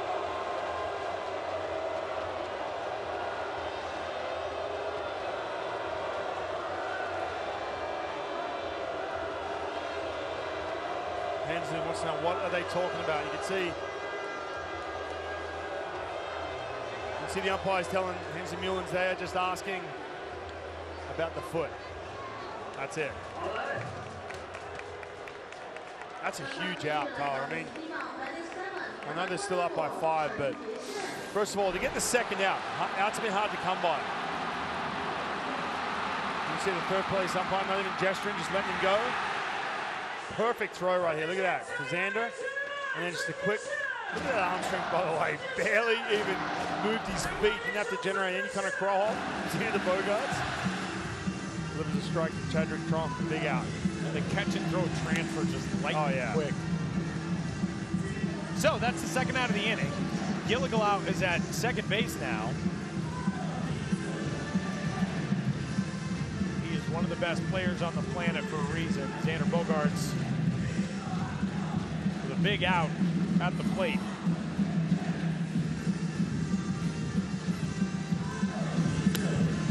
Huntington feels upstairs.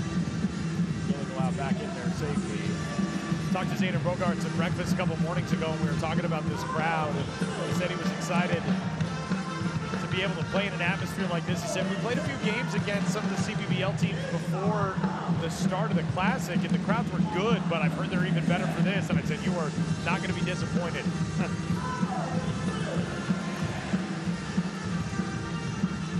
But I will say, look, and this is not unique. When you go to a regular season game in the CPBL, honestly, it's just like this for the majority of the time. It really is.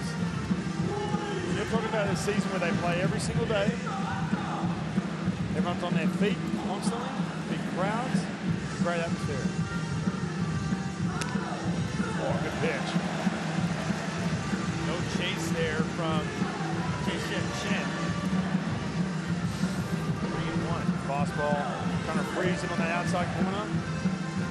See Chadwick Trump swoop that thing back in for a strike. Liner to left center and down for a base hit. And with the way the outfielders were positioned, that'll roll all the way to the wall. Around second base, Chun's headed for third. It's an RBI triple and an 8-2 lead.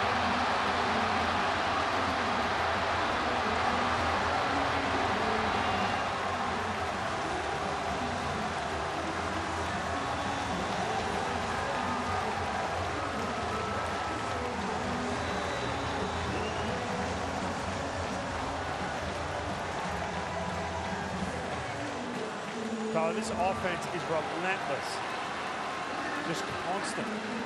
Anything in the strike zone, any count. Just the ability to make good, hard contact all over the place.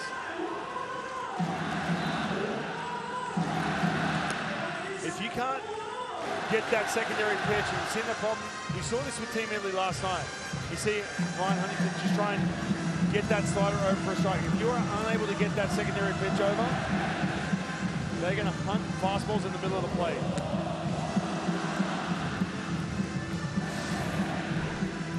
This time getting over that. The fastball middle away, just goes with that ball. Good hard contact. There you go. Jurickson Profar was over towards the left field line. Roger Bernardina was pretty much straightaway center. That was such a long run for both of them. Celebration at third for Chen.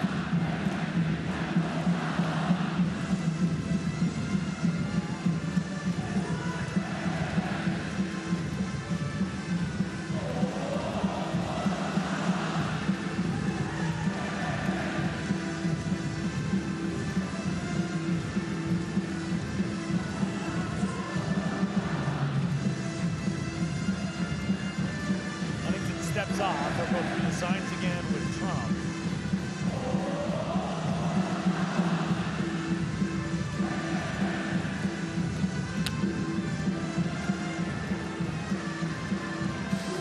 This is right out of the box. Look at this.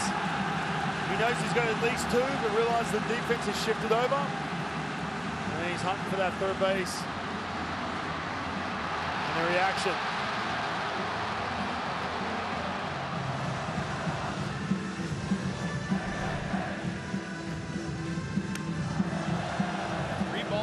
Strikes now on the former Triple Crown winner Po Young Wong. That's what I'm talking about too with that slider. Obviously Ryan Huntington wants to try and finish him off with a fastball, but these hitters can sit on that fastball. They have enough confidence knowing that Ryan Huntington's unable to get that pitch over twice, and they can sit fastball. 3-2, and Wong's out in front of it for strikeout number 2. Ryan Huntington. But another run across for Chinese Taipei, and it's a 6-run lead as we go to the 5th.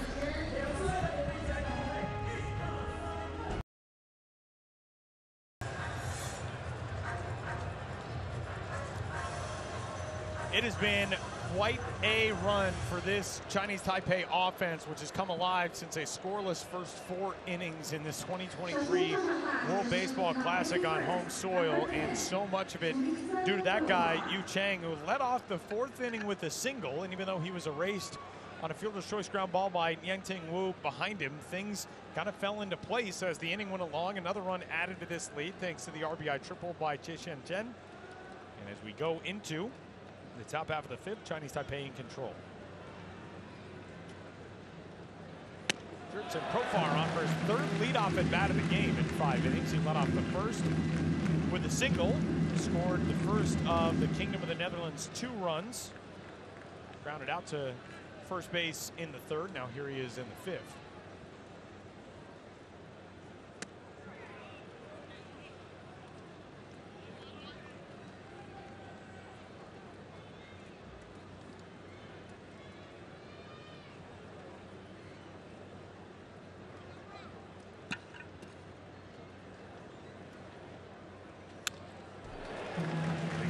Big out. One ball and 2 strikes. So JC Silverong getting loose right now in that bullpen. Right next to Mike Harvey, the bullpen coach. Bullpen coach of the New York Yankees.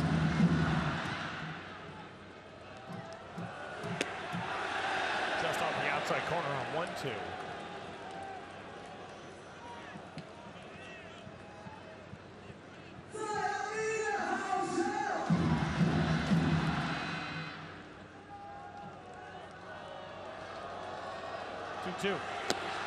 Full count.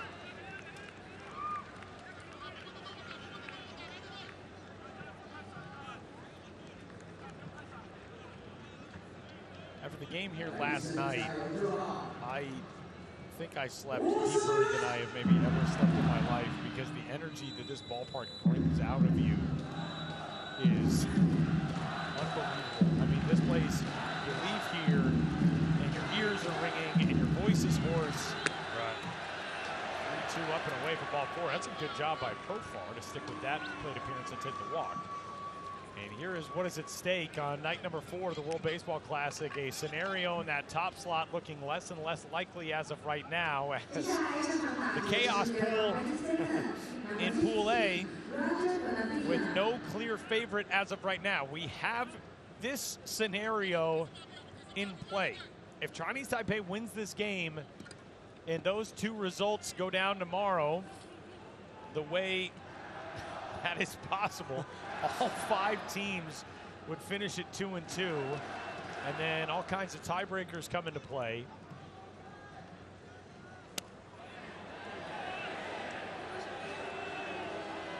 Will wanted that strike call and didn't get it, and Mark Carlson not happy with the reaction. And tomorrow, the day game, you got Chinese Taipei up against Cuba. The Netherlands play Italy in the night game. Everybody in this tournament has had to turn around at one point and go from the night game to the day game. Chinese Taipei will do that in the final. Yeah, and it's been detrimental too. Sorry, Italy today come out flat after experiencing this atmosphere last night. Offense is nothing doing. You got two teams sitting at home right now. 3 teams sitting at home. Italy, Panama, and Cuba watching on to what happens here.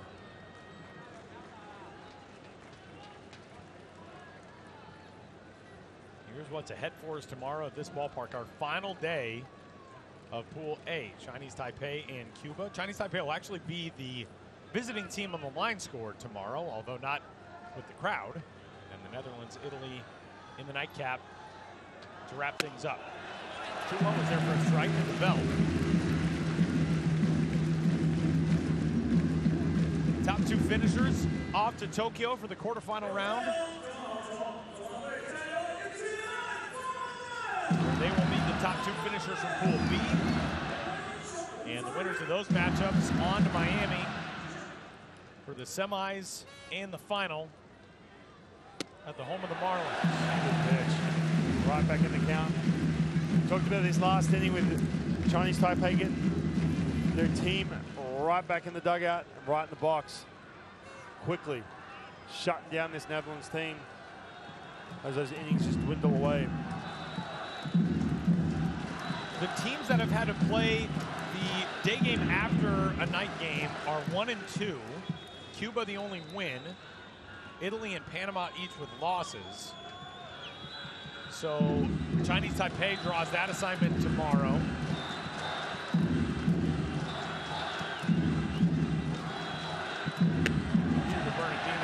It's an interesting point. We talked about this during the day game today, the quick turnaround. Both those teams, you mentioned Panama and Italy, had to experience this environment, the long game, everything else that goes with it. They quickly turn around. It's tough. It's tough to, usually it's a show and go situation. You wouldn't take value practice and try and get those extra hours of sleep. You're kind of off your rhythm a little bit. And the only win for the 3 teams that have had to turn around and play the day game, Cuba. And Cuba's night game was not against Chinese Taipei. Cuba fell in that game to Italy, the extra innings game. So certainly it was a long game, but it was not this atmosphere. Right.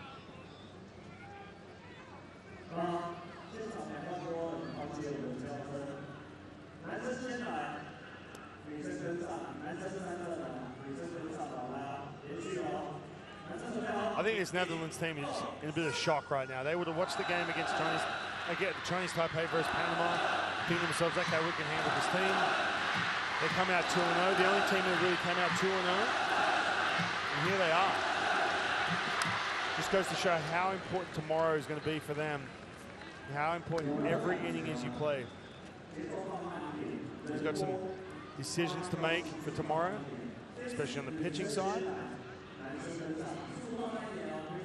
They're going to face Italy. We might even see a Matt Harvey come back on short rest.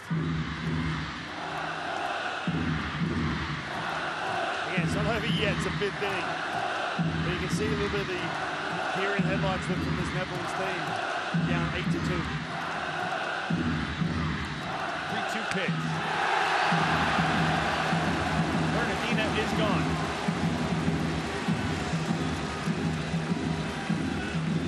That's a big out coming back in that count. Falling behind 2-0. Wu after a walk, and then getting that punch out up in the strike zone.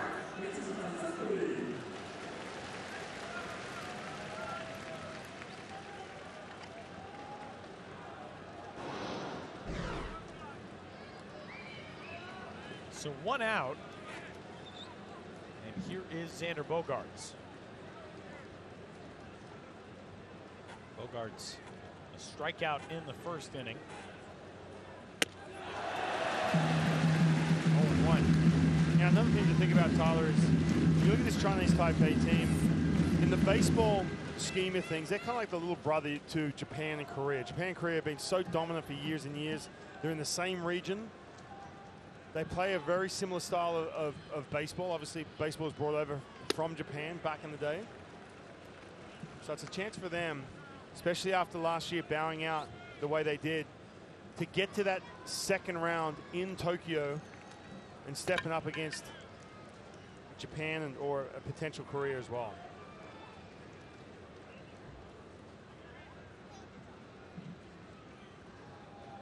One to Bogaerts. Even with a 6-run lead, got to be careful with Xander Bogaerts.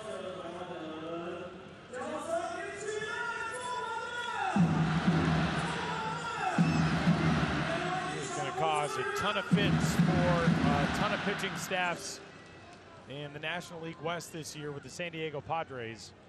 2-1 to him, 3 balls and a strike.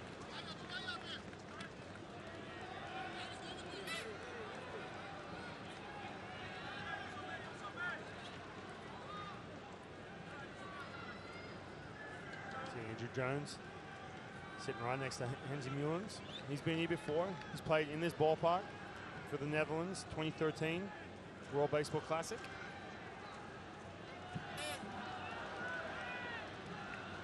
There's the 3-1, and not where Wu wanted that one. And Bogaerts takes the walk, so 2 walks in the inning. Let's take a look at the standings from the first 2 pools to get started here in the 2023 World Baseball Classic.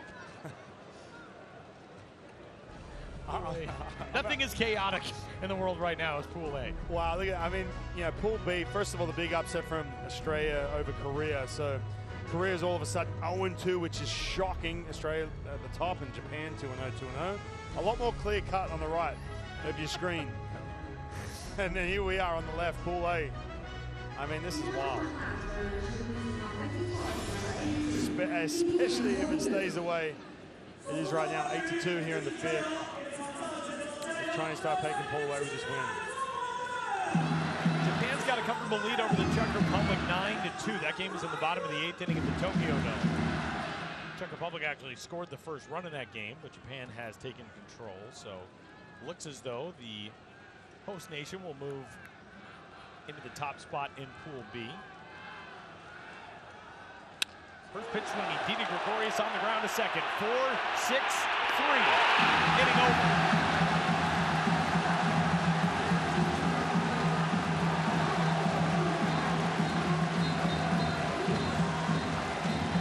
All Chinese Taipei right now going to the bottom of the 5th.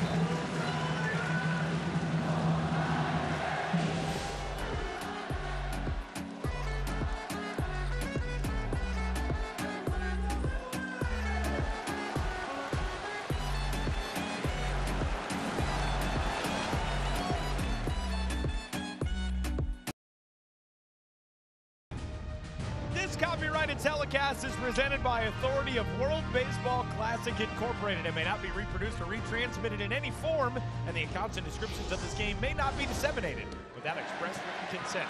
New armor to the game for the Kingdom of the Netherlands is the right-hander JC Subban.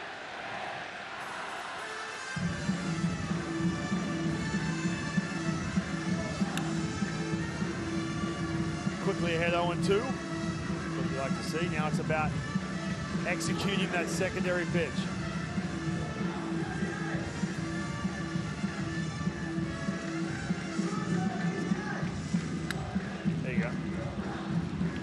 to him. 1 up, 1 down as the leadoff man, Tony Chung, is retired. JC Subban was drafted in the 30th round, had 8 years in the minor leagues, never got to the big leagues. He's been pitching in the Dutch league ever since, a 2.20 ERA, 9-2. Is a starter over there. Used to throw in the mid-90s, but now, as he's hit his 30s, he's 88s, 89s. Anthony Muellen's looking for someone to weather the storm, get their team back in the dugout, get those bats working. The guy was a ranked prospect for a while in the Cincinnati Reds organization. 12 prospects in 2012.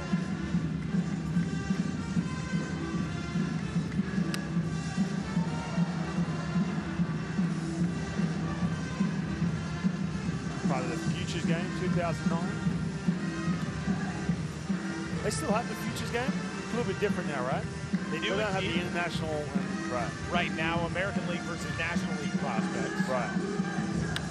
Which, to be honest, is a format that I think lends itself to better games, and not at all because the rosters weren't evenly matched, but the refreshing of that format is kind of cool, and you see guys who are going to be rivals eventually grow up as teammates for at least a day at the Futures game. Although now, with the constant interleague play, it's not just, well, you're an American League prospect, you'll be rivals with other American League prospects. Right. Now you'll battle everybody.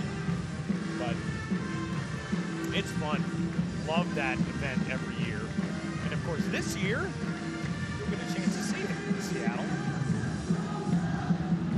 Swing and a miss on 2 and 2, and Subban looking good for a couple of batters. This is the first time in this game, first two men have been retired from Chinese Taipei. That's how tough they have been. This is that spike curveball, 12-6. Talking about that secondary pitch. When you get to 2 strikes, the ability to execute. Yeah, out of the middle of the strike zone.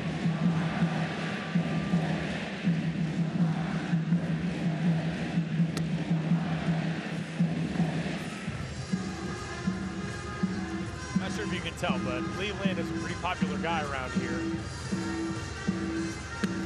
Swings and can't catch up to the elevated 89. It's 1 and 2.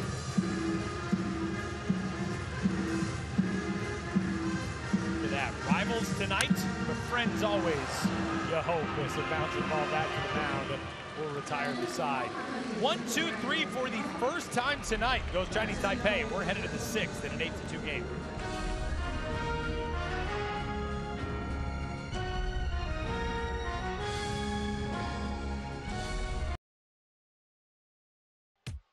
Told you a little while ago about the change of the name on the front of these jerseys from the Netherlands to the Kingdom of the Netherlands, and that is to comprise this full scope of Dutch territories: Aruba, Curaçao, St. Martin, 2% of the land area, but a whole lot of the baseball talent that is generated by the Kingdom of the Netherlands coming from those 3 islands. St. Martin in the Dutch Kingdom shares an island, as you saw there, with the French St. Martin.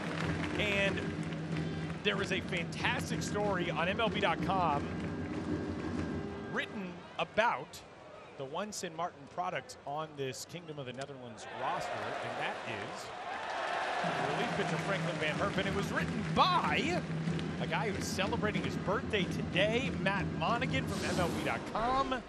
Very happy birthday to our buddy Matt. We first met Matt in Panama for the qualifier last year. Matt does amazing work for MLB.com, tells so many of the stories of things that you might be watching on TV and thinking, I wonder what the story is behind that. I know he talked today with Yu Chang about the salute celebration. He's profiled the Horn Guy. I noticed Horn Guy took the day off today. Yeah. No Cuba in action today. He wasn't around for either of the games. Yeah, he's a breather. And for so many of those storylines, you get such fascinating stuff on MLB.com from a person who is one of the best guys you were going to meet in baseball or anywhere else. So very happy birthday to Matt Monaghan. Another friend of ours, by the way, Michael Clare. Mike is in Tokyo. There's a swing and a miss there. And a strikeout for Jaquan Wu. He's out number 1. Wu's still in this game for Chinese Taipei. Big strikeout. So a couple punch outs last inning. This time the changeup. Middle of the plate. 1 out. Some good length out of that bullpen. 3 up, 3 down in the 4th. Faced 1 over the minimum in the 5th thanks to that double play off the bat of Didi Gregorius. And that was a very curious swing by Gregorius. And a first pitch swing here from Josh Palacios. 2 outs. 2 walks last inning. Jurickson Profar walked, the strikeout of Bernardina, then the Bogarts walk. And it seemed as though Wu was kind of on the ropes, and Gregorius went up first pitch hacking and grounded into that double play to end the inning. We both looked at each other like, kind of an odd choice. Yeah, you got to go on the ropes, obviously trying to generate some kind of momentum, or at least keep your team in the dugout. Look at this. Look at this box score for the Offers. Didi Gregorius, the 1 hit in the middle. Jurickson Profar on the top. Xander Bogaerts has walked a couple times. 0 for 11. The bottom 5 spots in this lineup. We got a pinch hitter in this spot in place of Andrelton Simmons, and it is Jeremy Profar.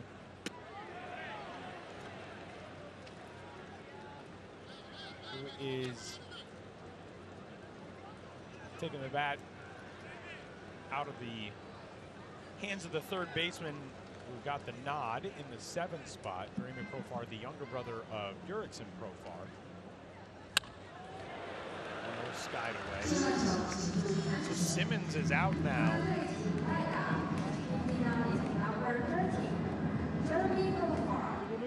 It's interesting. I wonder if there's an injury taking out one of your regulars, or if it's a situation where offensively hasn't looked good. Interesting time to pull up a pinch hitter here. And especially in a 6-run game where one swing away from getting right back in this thing. Not going to matter here. Profar is gone. 3 up, 3 down. Goes the Netherlands in the 6th. Bottom of the 6th, upcoming in a 6-run game.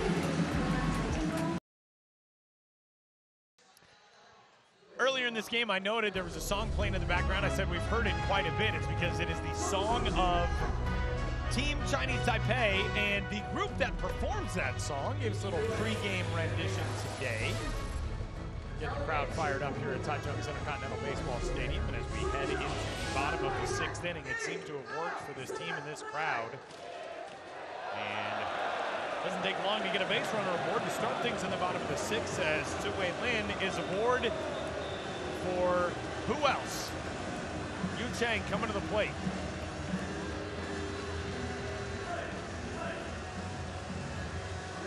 Yeah, we're wondering what was the deal with that song, the fact they play it over and over. And I guess it's a theme song here in Taiwan for this Chinese Taipei team. Got to fire it up and here they are, 8-2.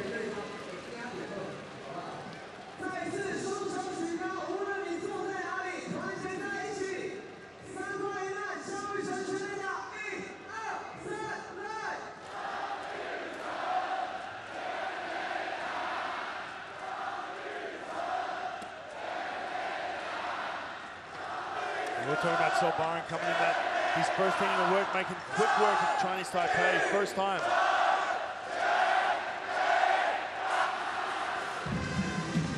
Now he's got to deal with Yu Chang, 4 for 6. Hitting a cool 545 for the Classic. He has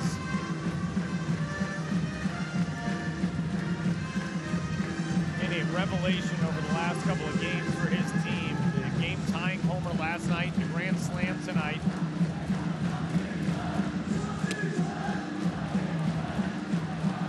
Ball and 2 strikes on him.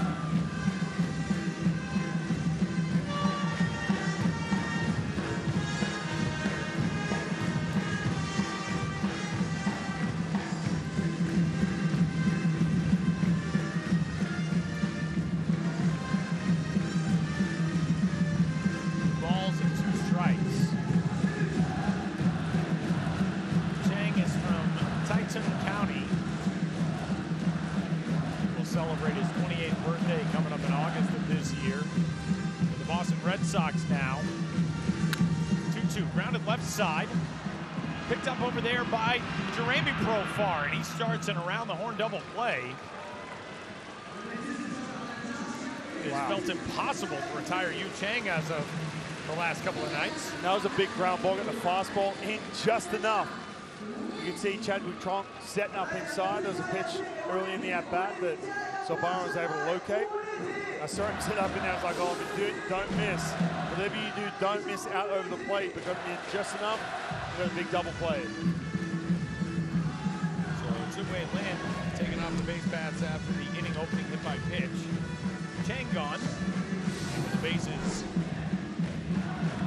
cleared. Here is Tiantin Wu.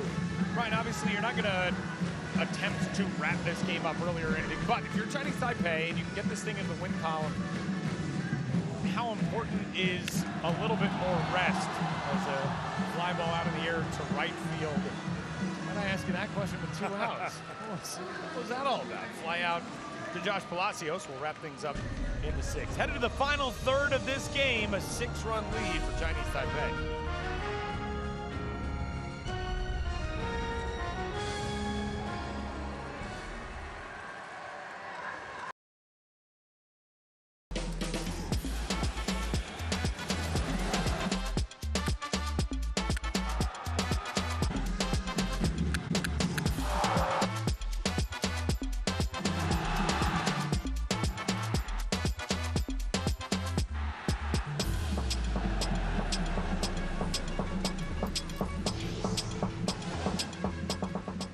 Tape operator Jock Hinkle with all the great work to put together those hype pieces. This game has been extraordinary, as has, honestly, pretty much every game in this pool to this point. We have been so lucky in Pool A to get the type of baseball that we have gotten over the last 4 days and nights, as Richie Palacios will lead things off for the Kingdom of the Netherlands here in the top half of the 7th inning, as Jaewon Wu continues to work on the mound for Chinese Taipei. Tupeng Wang got the start, pitched into the 3rd, got the first 2 outs of the 3rd. It's been Wu ever since. And Ryan, talking about pitchers unavailable, it is so important to get some of this length, save as many arms, especially because Chinese Taipei comes back for the morning game or the afternoon game tomorrow. Against Cuba, that's right. And that a few arms, we saw a list earlier, of guys who are unavailable to pitch. It's important the way you put this all together.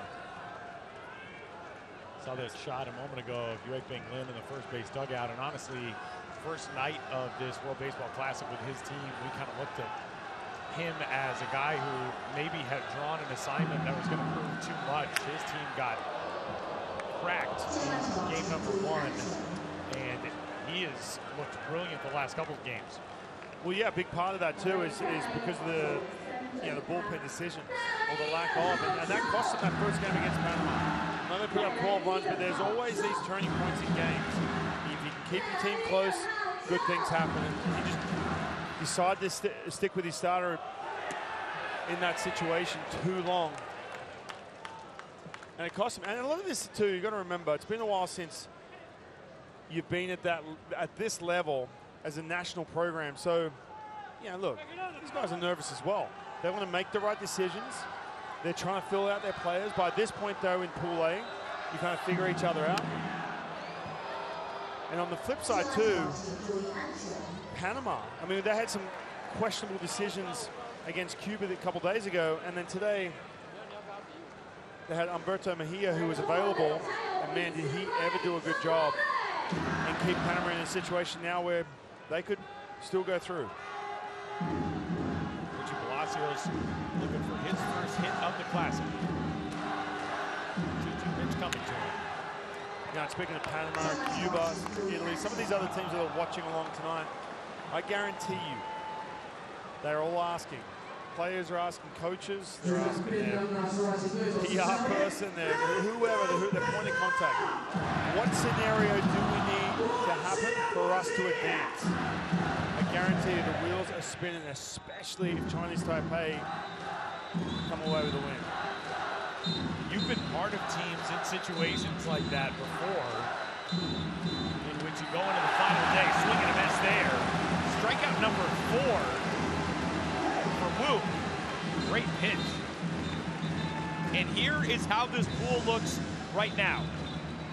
The Netherlands, the only remaining unbeaten in Pool A coming into the night tonight, but on the wrong end of this 8-2 score. And the outcomes tomorrow that could send us into all hell breaking loose. A win for Chinese Taipei, a win for Cuba, a win for Italy, and all 5 teams would finish at 2-2. Which is amazing. I mean, that's really unheard of. And listen, we're in pool play, so usually there is a bit of a mixed match, right? And a classic example, we talk about this Pool B imbalance. But Pool B, you've got Czech Republic, you've got China, 2 teams that are going to struggle to put runs together. Oh, it's a good bounce in that infield. Weird hop there. Shot up over the shortstop. Check when Trump is on. That is the first hit, by the way, since the first inning. It had been 22 batters since the Netherlands had gotten a hit. This thing just took off.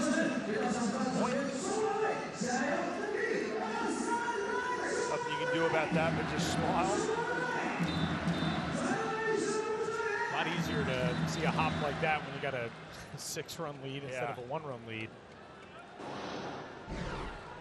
But that's a great point about Group B. You look at it and you've got 2 winless teams over there. China's 0-3. They're already out of contention to move on. You got an 0-2 team in Korea, as much of a stunner as that is. Czech Republic is now 1-1 after losing to Japan tonight, and then 2 2-0 teams. So there's clear-cut teams at the top and the other 3 behind them. But here, they don't have that yet. And that's been very fun. And made for some very good baseball. 1-0 strike.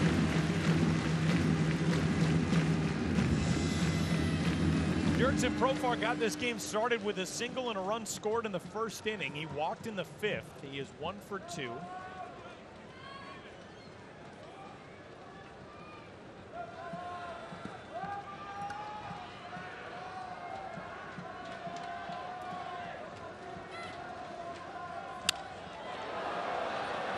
That went well, but fouled and right In front of the changeup. That's been his go-to pitch with 2 strikes.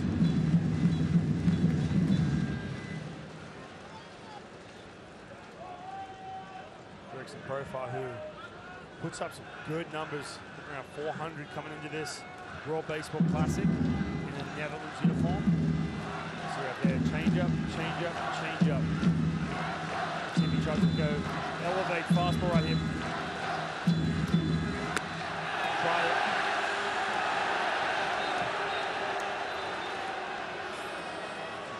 Shaking his head. Talked about the 3 changeups and then just tries to climb the ladder. No check swing. See that Chinese Taipei dugout. Listen, it is 8-2, but they know better than anyone. This Netherlands team can bust open at any time.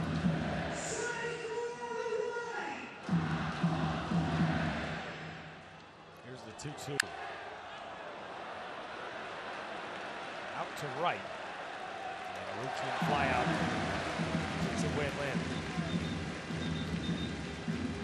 Traveling around the World Baseball Classic, here's what's going on elsewhere in the tournament. Japan unbeaten to get things started. Look at that run differential for Japan.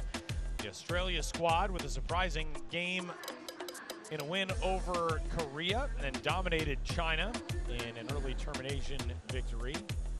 And the start to Pool C and Pool D. Colombia and Mexico, the United States, will square off with Great Britain to open things in Pool C.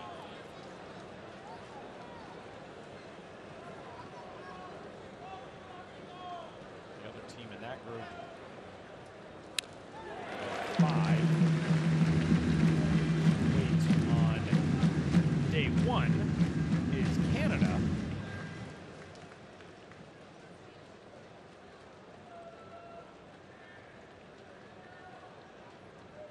First look at Great Britain. We had a chance to watch them in the qualifiers. It's a fun team. One of those young prospects in a team that I cover, the Seattle Mariners, Harry Ford. He was so fun to watch. First time I got a chance to see him in person. The Mariners' top prospects behind the dish. Guy whose father is British, still lives in London. Coming up on 58 pitches for Jae-Hwan Woo. Medina, while hanging the count at 1-2. Good effort too. A lot of pitches in this game. He's going to be done for the rest of his pool play. Stabilizing this effort right now. So Chinese Taipei doesn't have to burn through all their pitches. They're going to have to take on Cuba tomorrow. That's going to be a challenge. Cuba's bat's eaten up. We saw that. Juan Moncada, Luis Robert Jr., two big leaguers coming back to represent their country. It's been just a crazy couple days. All these teams, big wins, big losses, all over the place. Two strikes. It feels like every single game we walk down and talk to our crew, or we'll talk to people from MLB, and we say, man, what a game that was. Look at that two-strike offer. The change up and then pitch it backwards, trying to freeze. Freeze with the fastball.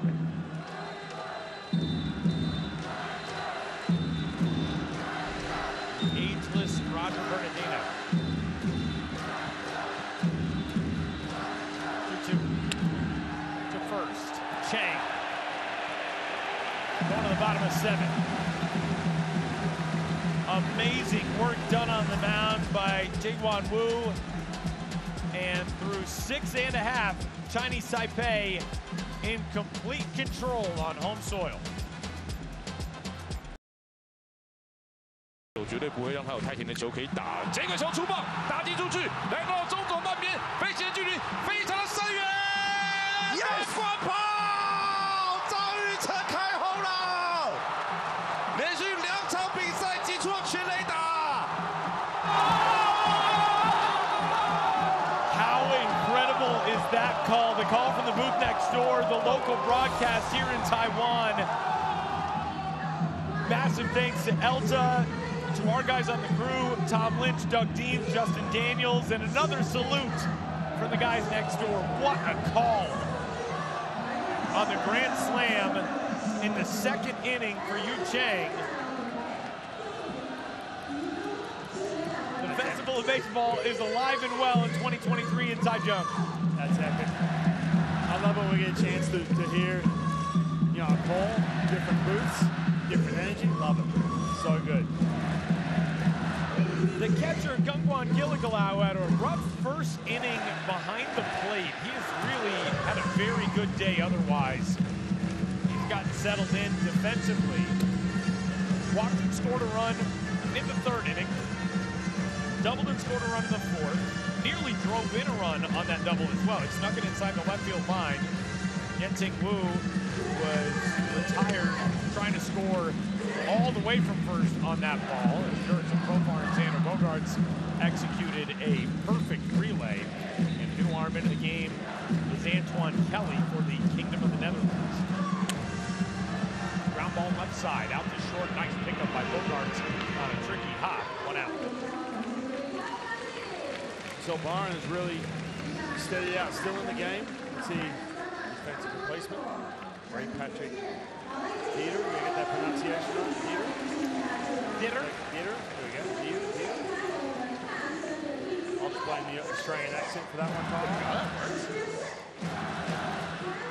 So Roger Bernardina out of this game after an 0-for-2 night. The hit by pitch, stolen base, a walk and a run scored.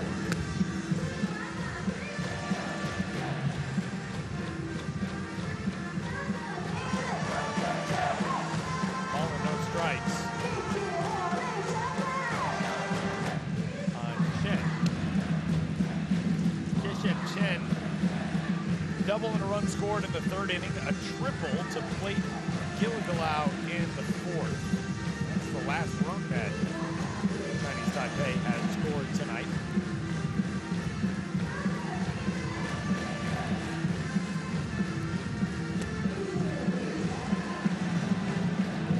Anyway, Anton Kelly Antoine Kelly, the 19-year-old Pittsburgh Pirates prospect. On that mid-90s fastball right now. Two out, too short. Another play from Bogarts. 2 away. Whitworth. His numbers last year in the Florida Complex League, outstanding. An ERA under 2.5. And 29 strikeouts against 10 walks in 23 in the 3rd innings for Antoine Kelly. He's had small in stature. He's only 5'10". He's hit 92 to 95, but he can run it up to 97. Really good breaking ball, but the big factor here in pitching in this environment, he is 19 years old. You mentioned the Florida Complex League, pitching on those backfields all summer long, and then coming into this. Such a great experience. 0-1. 3 on the ground to Xander Bogarts, and 3 up, 3 down goes Chinese Taipei in the 7th. The Netherlands trying to get anything going at the plate as we head to the 8th. They're back to the dish.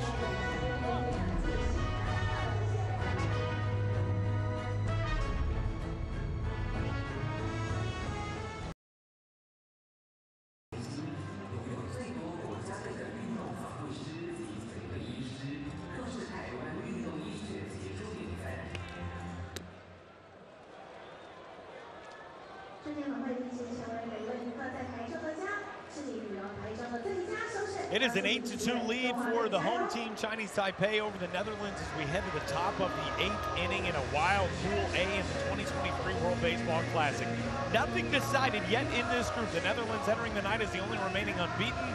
Chinese Taipei back there at 1-1 with a win tonight. Chinese Taipei takes over as the top team in this group and sets up the possibility that pending results tomorrow, everybody in Pool A could finish at 2-2. Panama has already done that, and we got a new arm into the game for Chinese Taipei in the veteran right-hander C.C. Lee. C.C. Lee came up with the Cleveland Guardians in the major leagues. More recent, he's been here locally in the CPBL. Big bullpen arm for this Chinese Taipei team. 36 years old. He's got that easy 93, 94. He's also pitched in Nippon Professional Baseball in Japan. And facing a big league megastar in Xander Bogarts. No balls and 2 strikes. Look at the scattering ball right here. High leverage reliever. This is a guy who was setting up for Cleveland at his time in the major leagues around 2013 and 2015. Throws a slider as a secondary pitch. 2 strikes, probably see that pitch to Xander Bogarts right here. Came up and hit Bogarts, hopefully off the front of the helmet. Right back up at him.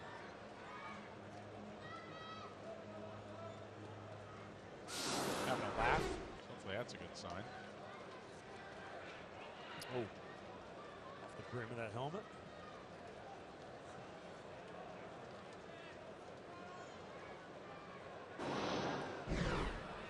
Digging back in there on 0-2.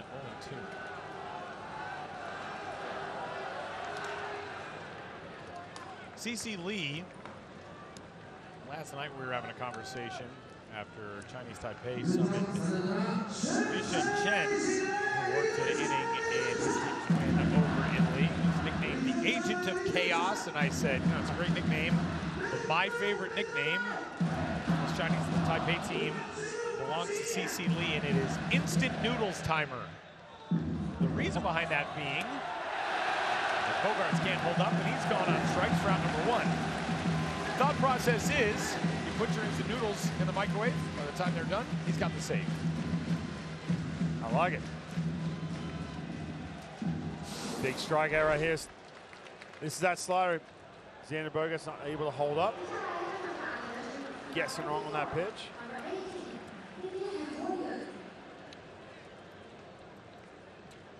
So Bogarts all walks and strikeouts tonight. 2 walks, 2 Ks. And here is Didi Gregorius. You know, Ryan, coming into rested tonight. The Netherlands well aware that with a win, they would clinch the top spot in this pool, and it felt like they just got pulled under by this tidal wave of noise and energy and everything else in this ballpark. They took that lead in the top of the first, quieted the crowd a little bit, but Yu Chang's grand slam turned this game completely upside down. Yeah, it really did. Again, you're going to be frustrated. I said this earlier, Hensley Mullins, this is a team that they can handle. Chinese Taipei, obviously going up 3-0. There is no question they're going to the second round. Now all of a sudden they've got to face a Team Italy, which is tough. We have seen them at their best. They have that potent offense. They have plenty of pitching. So it's not a done deal for Netherlands, who always get far in this tournament, but just have to regroup. It's amazing though, the amount of times we've seen these teams where they look good, everything's clicking, and then they just get shut down the very next day. You know, something we talked about in Chinese Taipei's opener, we talked about that Czech Republic team, which got thumped on day number 1 in the qualifier in Regensburg, Germany, and had to play its way out of the loser's bracket. It was a different format for the qualifiers. They could not lose again. It was a double elimination format, and they won their way through to the main tournament. And we said Chinese Taipei, different format, but essentially was going to have to do the same thing. You lose your first game, there's hardly any more margin for error. Yeah, I mean, they nearly got done in 5 innings, nearly down 15. I really avoid that, but you're right. It was crazy. And we looked at each other and said, man, this Czech Republic team, I know we're excited to see them and hear the backstories, but they just don't have it. Wow, a couple close pitches, a couple sliders that were borderline. Didi Gregorius able to draw the walk.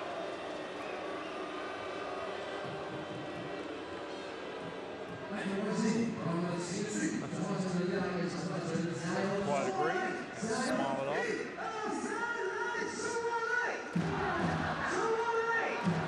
The Netherlands, we showed you the highlights from that 2009 upset win, the shocker, when they knocked out the Dominican Republic. That was really the arrival on the scene in World Baseball Classic history for this Dutch national team. Eliminated in the first round in 2006, second round in 2009, and into the semis in each of the next 2 editions in San Francisco and Los Angeles. I remember the story in 2009. There was only one reporter from a Dutch outlet who had an open-ended ticket and was able to stick around in Miami after that team advanced out of the first round. Everybody else had booked flights thinking, wow, this team's going to get bounced. And the Netherlands has built something really special since then. 2 balls and no strikes now. Jonathan Scope. Here is that 2009 World Baseball Classic team.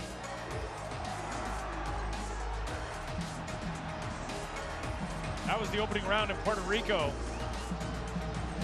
Incredible win. That man was on the team. Vladimir Valentin. They're just lifeless right now in that dugout. That pitch there for a strike. CC Lee into the count at 2-1.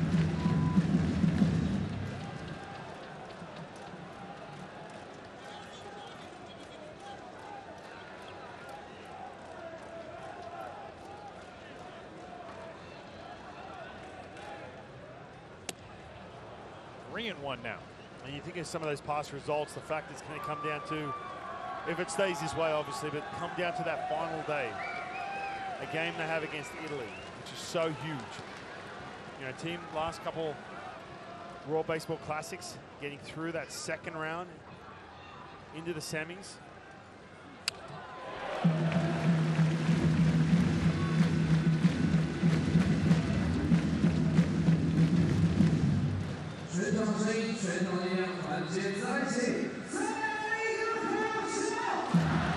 Man, that drama building for tomorrow. If the Netherlands is unable to rally today, European rivals going at it in the night game. Another close pitch on 3-2, doesn't get the strike call, and it's back-to-back walks now. I gotta tell you, Tyler, he's been coming up with some good pitches, but getting squeezed a little bit. I see a pitching change. CC Lee, the one-time big leaguer. He has struggled at times in the World Baseball Classic. Looks like we're going to get a pitching change right here. There's a fastball in, running in on the hands. Oh,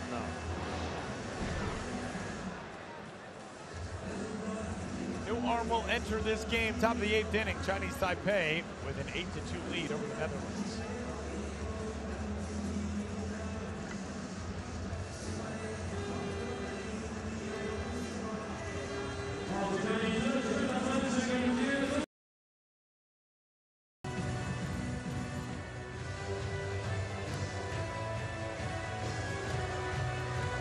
Left-handed reliever Guan Yu Chen will take over on the pitcher's mound as we move along here in the top of the 8th inning in Taichung, Taiwan. An 8-2 lead for the home squad. Rakuten Monkeys southpaw set to go on in relief. Fastball, curveball, center, fork ball, pulls in the top of delivery. Has to change speeds, doesn't have a whole lot of velo. He does struggle against righties. Bread and butter is left on left. We've already seen that in this World Baseball Classic. Righties has been the challenge for him. Has to throw that third option, that changeup. He inherits runners at first and second after the one-out walks issued by CC Lee.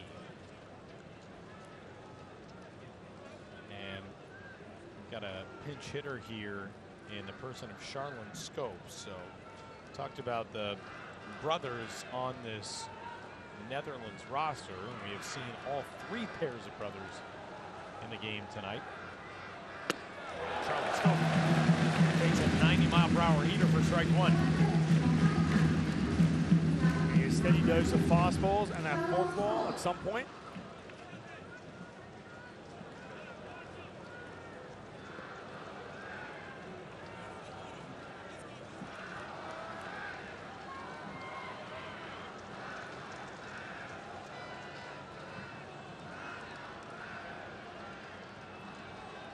Long set, 0-1.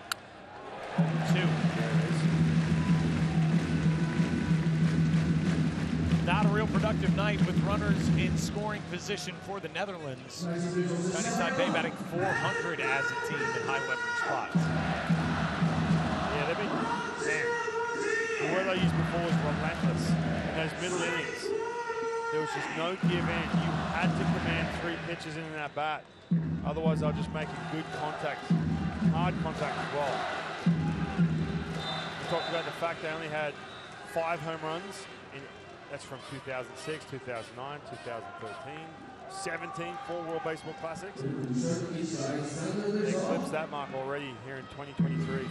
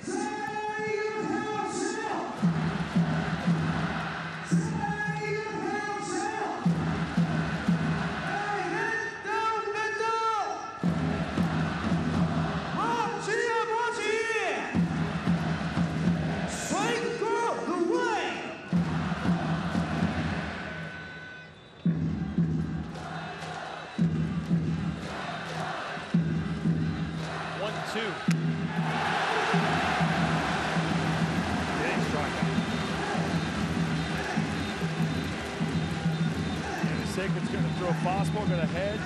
Then he went to that off speed, that fork ball, and then just blew him away with a fastball.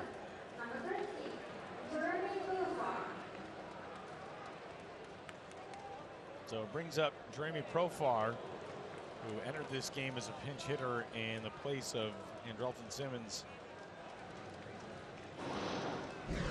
last inning. Andrelton Simmons finishing his night 0 for 2. That was actually 2 innings ago that Profar took the pinch hit at bat. 1-0.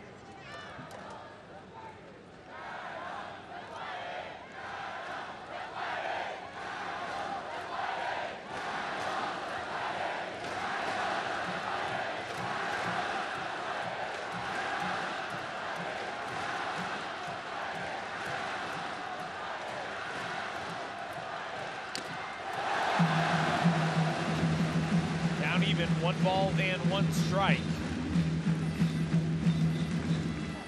Jeremy Profar, most recently playing in the Mexican League with the Bravos de Leon.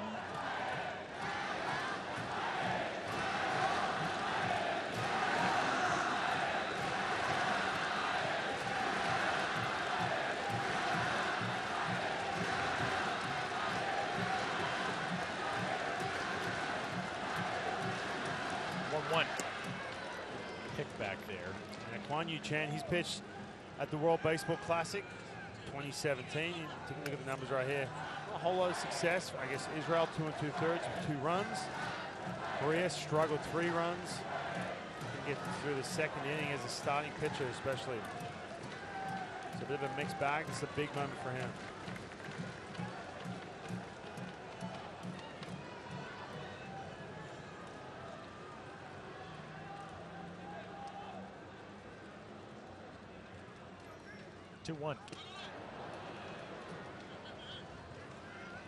The guy, it's always fascinating when you see these Chinese Taipei pitchers go play in Japan. It's a big league for them. Obviously, they have the local league, the CPPL here, but they get a chance to play, you know, essentially a better league, one of the best leagues in the world. Put up some really good numbers. 136 innings. That's a good, 136 games. That's a good chunk of experience in the MPB. And a 3.5 ERA.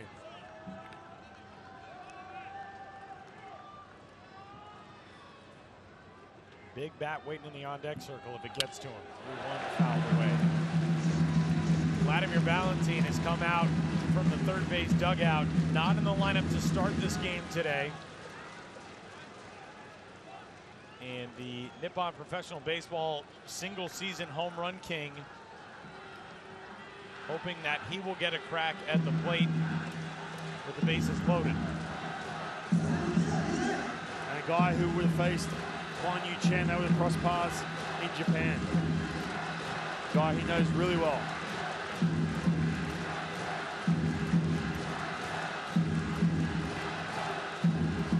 Another big pitch coming, 3-2. Left side and through for a base hit. Jeremy Profar comes through. Around third base, Gregorius scores, and Valentin will bat here in the top of the 8th as the Netherlands gets it back down to 5.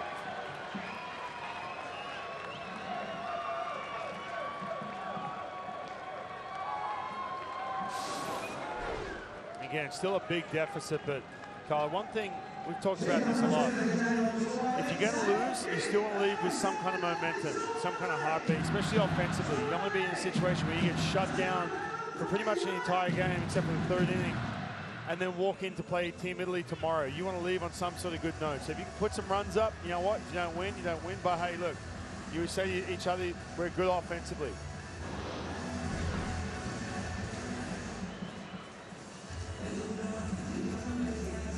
Conversation at the mound. I'll tell you what, too. One other thing, Tyler. These bullpen arms, the Chinese Taipei, they go on their pace. You know, sometimes we talk about, obviously, you want to have good tempo, etc. But what they do is slow that rhythm down when they're facing these hitters. They want to be on their time. The pace starts to slow down, just a different tempo. But they are still in this game, the Kingdom of the Netherlands, down 8-3.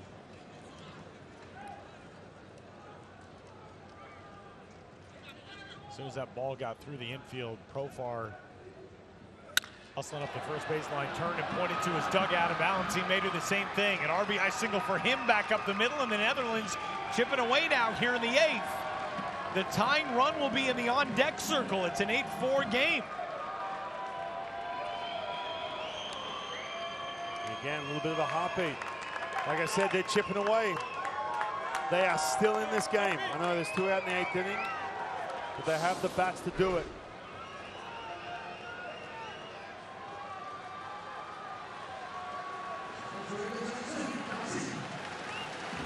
Not to mention, in the 9th inning, you're going to get a chance. The top of the lineup is going to get one more chance to hit. That's huge. And another pitching change coming here for Chinese Taipei as Wei Ping Lin will go out to make the move. The Netherlands had 1 hit from the 2nd through the 6th. 2 already in this inning and 2 runs home. Pitching change underway.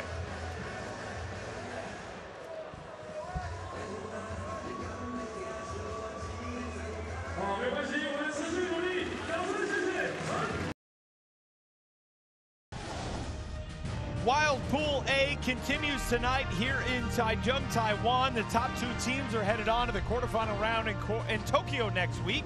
The Netherlands heading into the day today with the inside track, but trailing this one 8-4 in the 8th. All kinds of wildness ensues tomorrow if Chinese Taipei hangs on to this win tonight with a Cuba win over Chinese Taipei in the afternoon and Italy over the Netherlands in the night game. We would have 5 2-2 teams. And a new arm into the game, Cha Hao-sung taking over in the 8th. Cha Hao-sung pitched yesterday. That means he's going to be unavailable for that final game tomorrow. And have to take a good look and see what the availability is for Chinese Taipei and the Netherlands. Again, we talk about that bullpen management is so crucial. He got the save last night in that 11-7 win over Italy. Pitched an inning and a 3rd. That's why Chen getting that final out, unable to do it against Ballantine, hitting that ball up the middle, knocking him out of the game. It matters. Crazy as that sounds, it makes such an impact. That's why it's so important, the way you manage that bullpen.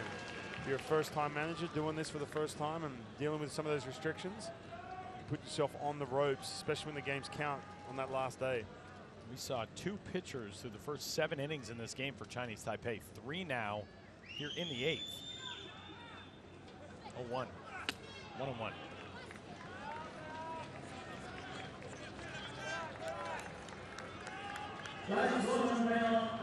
So Cha Hao-sung last night finished the game off, expands the strike zone. He's got that upper 80s fastball, that high spin rate. That ball can get on you, 88 to 90 miles per hour.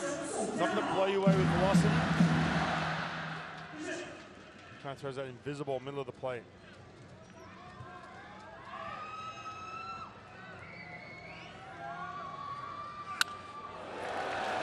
Fouled away, and he's ahead in the count of 1-2.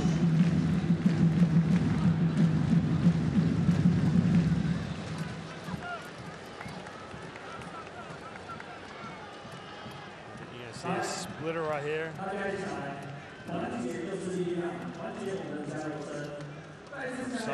See right here. I think was that 4-seam he tried to ride up in the strike zone. It's a big at bat. Stop this threat. Chadwick Trump awaiting a 1-2. And lifts it out to left. That'll do it in the 8th. The Netherlands mounts its first charge since the 3rd. They get only 1. Chinese Taipei back to the bat rack. Bottom of the 8th upcoming.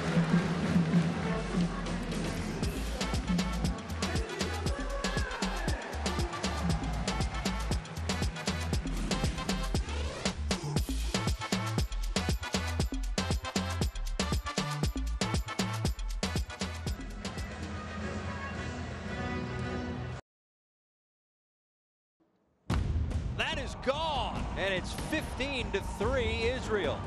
Swing and a miss, strike 3. Bases loaded, nobody out. Misses outside, and now they will score the game-winning run on a walk. High and deep and gone! And it gives Korea a 3-run lead here in the 10th.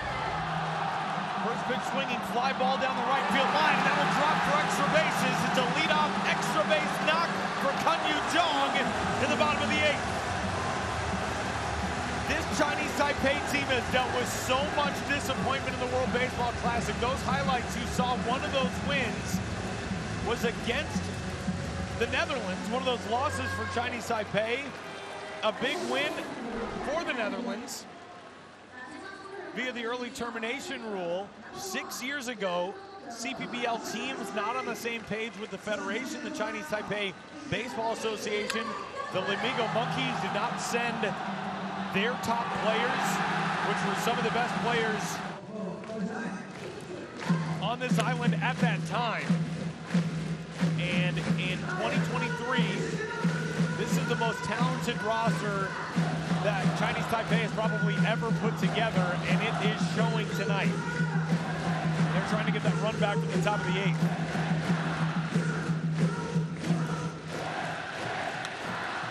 New arm into the game for the Netherlands is the right-hander Ari Franzen. And he's 21 years old, 6'3" in the Cincinnati Reds system.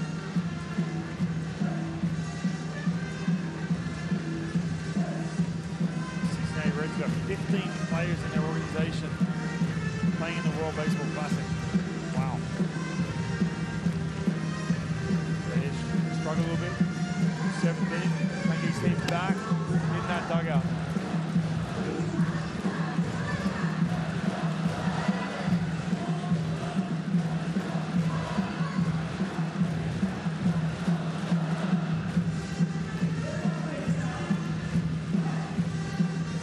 Scope out there in right field.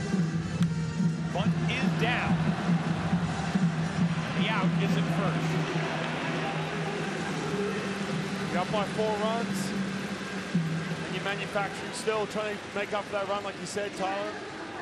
That's how much that man right there, Lin, the manager for the Chinese Taipei, respects the offense, especially when you got the top of the order due up here in the 9th inning for the Netherlands.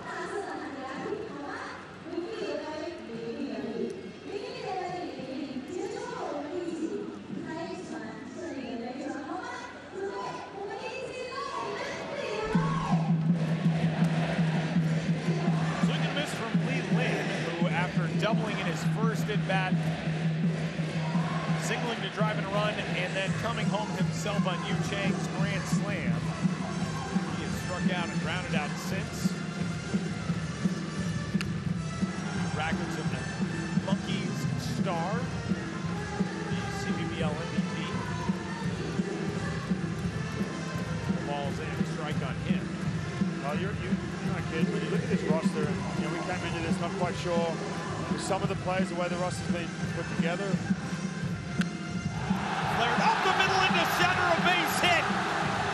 And that Netherlands run is erased. Back to a 5-run game.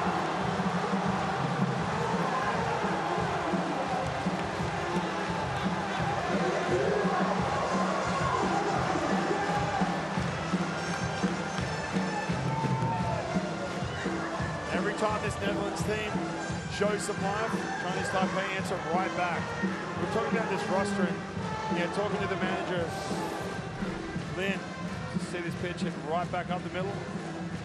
Another run scores, but he's talking about the young team. He's talking about some of these young guys, and you're asking ourselves, is this a situation where they are trying to rebuild? But then when you really take a hard look at it, you think, hold on a second, Yu Chang. Runner off of the pitch, that one down into the dirt, and the throw in time. Su-Wei Lin at right field. Cao Jung-Won. All these numbers and these careers these guys have had. Man, I gotta say, it's really no surprise what we've been seeing the last couple nights. Second out recorded. Great throw by Chadwick Trump to the first base side of the bag. And a nice catch and tag by Xander Bogaerts. And quickly 0-2 on Su-Wei Lin.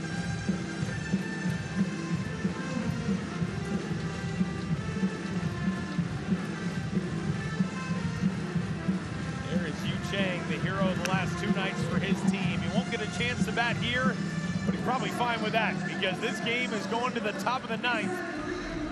And Chinese Taipei is 3 outs away from a second straight win. 9-4 our score through 8.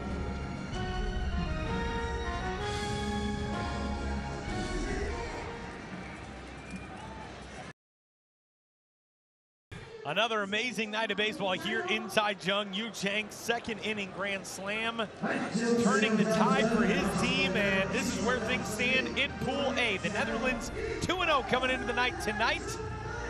Likely headed for 2-1 as it looks at the moment, which means you can put a little check mark next to the first thing on that with these outcomes list. And the pool of chaos will hit its final day tomorrow. And with the other 2 outcomes on that list, we would have 5 teams at 2-2. And then a slew of tiebreakers come into play as the first pitch is there to the leadoff man in the lineup and in this inning, Jurickson Profar. This, I mean, what a performance and what a win this would be for Chinese Taipei tonight. They had that extremely disappointing loss in their first game to Panama. They bounced back with a win over Italy, but you do kind of feel like as you take a look at tomorrow's schedule, Chinese Taipei probably had some semblance of, maybe not doubt, but wondering, okay, which one of these games is going to propel us? As a rounder is out to short. Fortuitous hop out there from Henry John, 1 out. But to do this against the favorite in the pool, extremely impressive. It really is.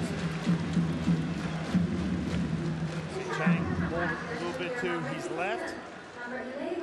That ball through the middle. Yeah, but you're right. You go back to that first night against Panama, and they just had nothing going. Panama 12 runs put up against them. And then last night, just a completely different look. Roger Bernardino, remember, lifted from this game, so Ray Patrick Dinner takes ball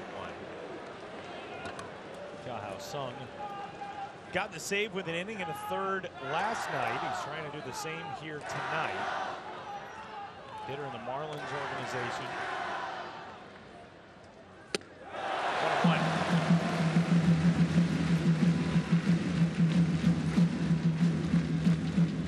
1-1. Chang carrying his team. We talked about the difference from the first night against Panama till and last night Friday and Saturday tonight. Yu Chang has really been a huge part of that. Tying it up last night, getting to 7-7. And then the grand slam tonight. Like we said, there are not many people on the planet who have had a better last 25, 27 hours or so than Yu Chang. So a big weekend. 2-2.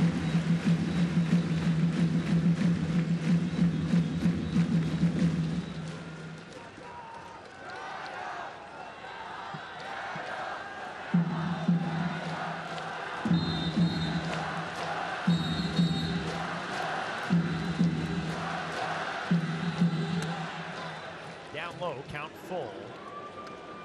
94. That is a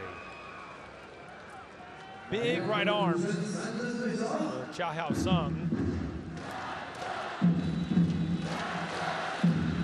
He also pitches for Rakuten, but he's with the Rakuten Golden Eagles in Nippon Professional Baseball in Japan. 3-2.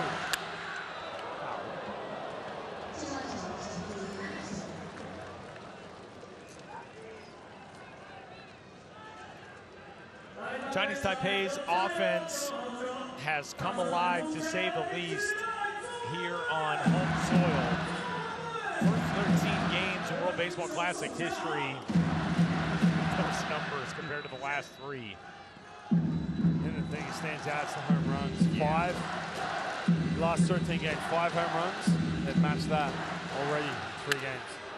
3-2, Ditter gets into one deep to left field. Going back on it, Po Young Wong on the warning track. That ball's gone.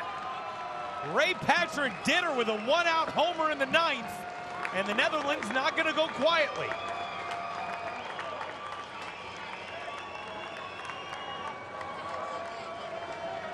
Ray Patrick Ditter, obviously not one of the starters here for the Netherlands. Getting a chance to come in, pinch hit. Might make some big decisions for Henry Mullins tomorrow. That game against Italy. It's just a fastball middle. Go to all of it. That ball was crushed. The other factor is as well here with Sung. Obviously, he's going to be down tomorrow, but do you have to go to the well again with the pitching, the bullpen? You've got Xander Bogaerts up. Meat of this order coming up is right behind him.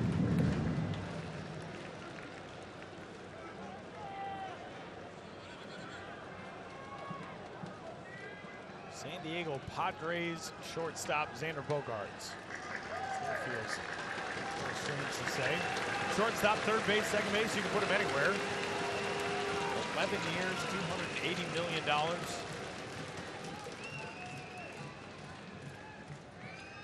Guy embarking on the next stage of his baseball career after representing his country here in the Classic. The 0-1 pitch on the way to him. And he fouls the bat.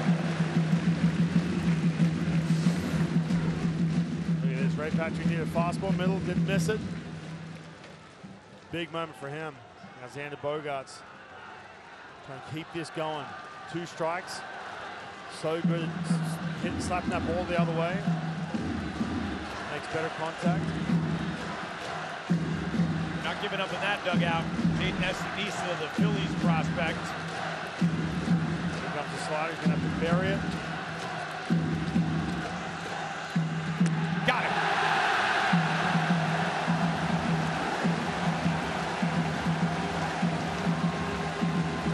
You think of some of the big league talent that's in this pool. Vinny Pasquantino with Italy, Xander Bogaerts with Netherlands. Vinny Pasquantino is next to impossible to strike out consistently. We've seen some really good pitching from Chinese Taipei last night against Vinny Pasquantino, and then tonight against Xander Bogaerts. Some of the best hitters in the game on the planet. It's a good slider, just getting the swing and miss.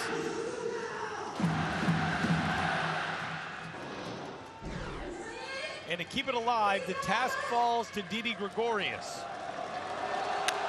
And a first pitch bouncer out to short. Chinese Taipei, 2-1.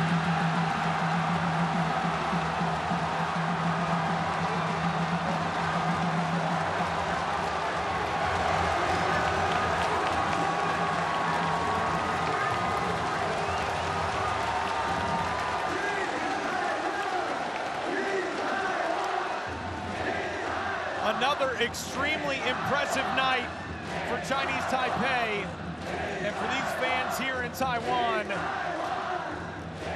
it is celebration time again. Hey, look at the Netherlands have a big opportunity to wrap this pool up, take care of business in front of this crowd, quiet this crowd down. They just simply couldn't do it. Chinese Taipei have got some serious momentum. They've got the day game tomorrow. So that quick turnaround for them in front of this home crowd, carried by that man right there, Hugh Chang. Just another unbelievable night of baseball here at Taichung Intercontinental Baseball Stadium as this Chinese Taipei roster salutes the fans here in Taiwan. And it won't be long before they all see each other again, because Chinese Taipei is right back at it coming up tomorrow as we take a look at the updated pool of chaos here in Taichung. One of those things we had listed on this graphic, done. Tomorrow, the early game, Cuba and Chinese Taipei, and Italy and the Netherlands at 7 o'clock.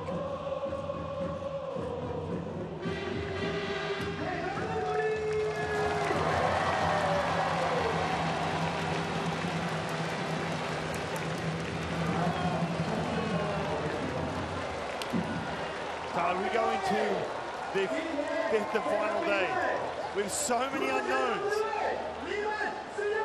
Is this what you're predicting? No. We knew it was a balanced pool, but not this crazy, not this chaotic. And what a far cry this is right now from where we were Wednesday night when Chinese Taipei got thumped by Panama in a 12-5 loss. This team is resurrected the last two games and due in large part to that guy, Yu Chang. And no one in this building wants to leave. No one's heading for the gates to the parking lot. Everyone is sticking around. Incredible. So one more day of Pool A remains. Tomorrow, here in Taichung, noon local time. Later tonight, 11 p.m. Eastern time, back in the United States. Don't miss our continuing coverage from here in Taiwan from the Intercontinental Baseball Stadium. Yu Chang and the host team will wrap up pool play against Luis Robert and Cuba. For Ryan Rowland-Smith and our entire crew here in Taiwan, this is Alan Vaughn saying goodbye for now. And thanks for watching our presentation of the 2023 World Baseball Classic. We'll talk to you tomorrow.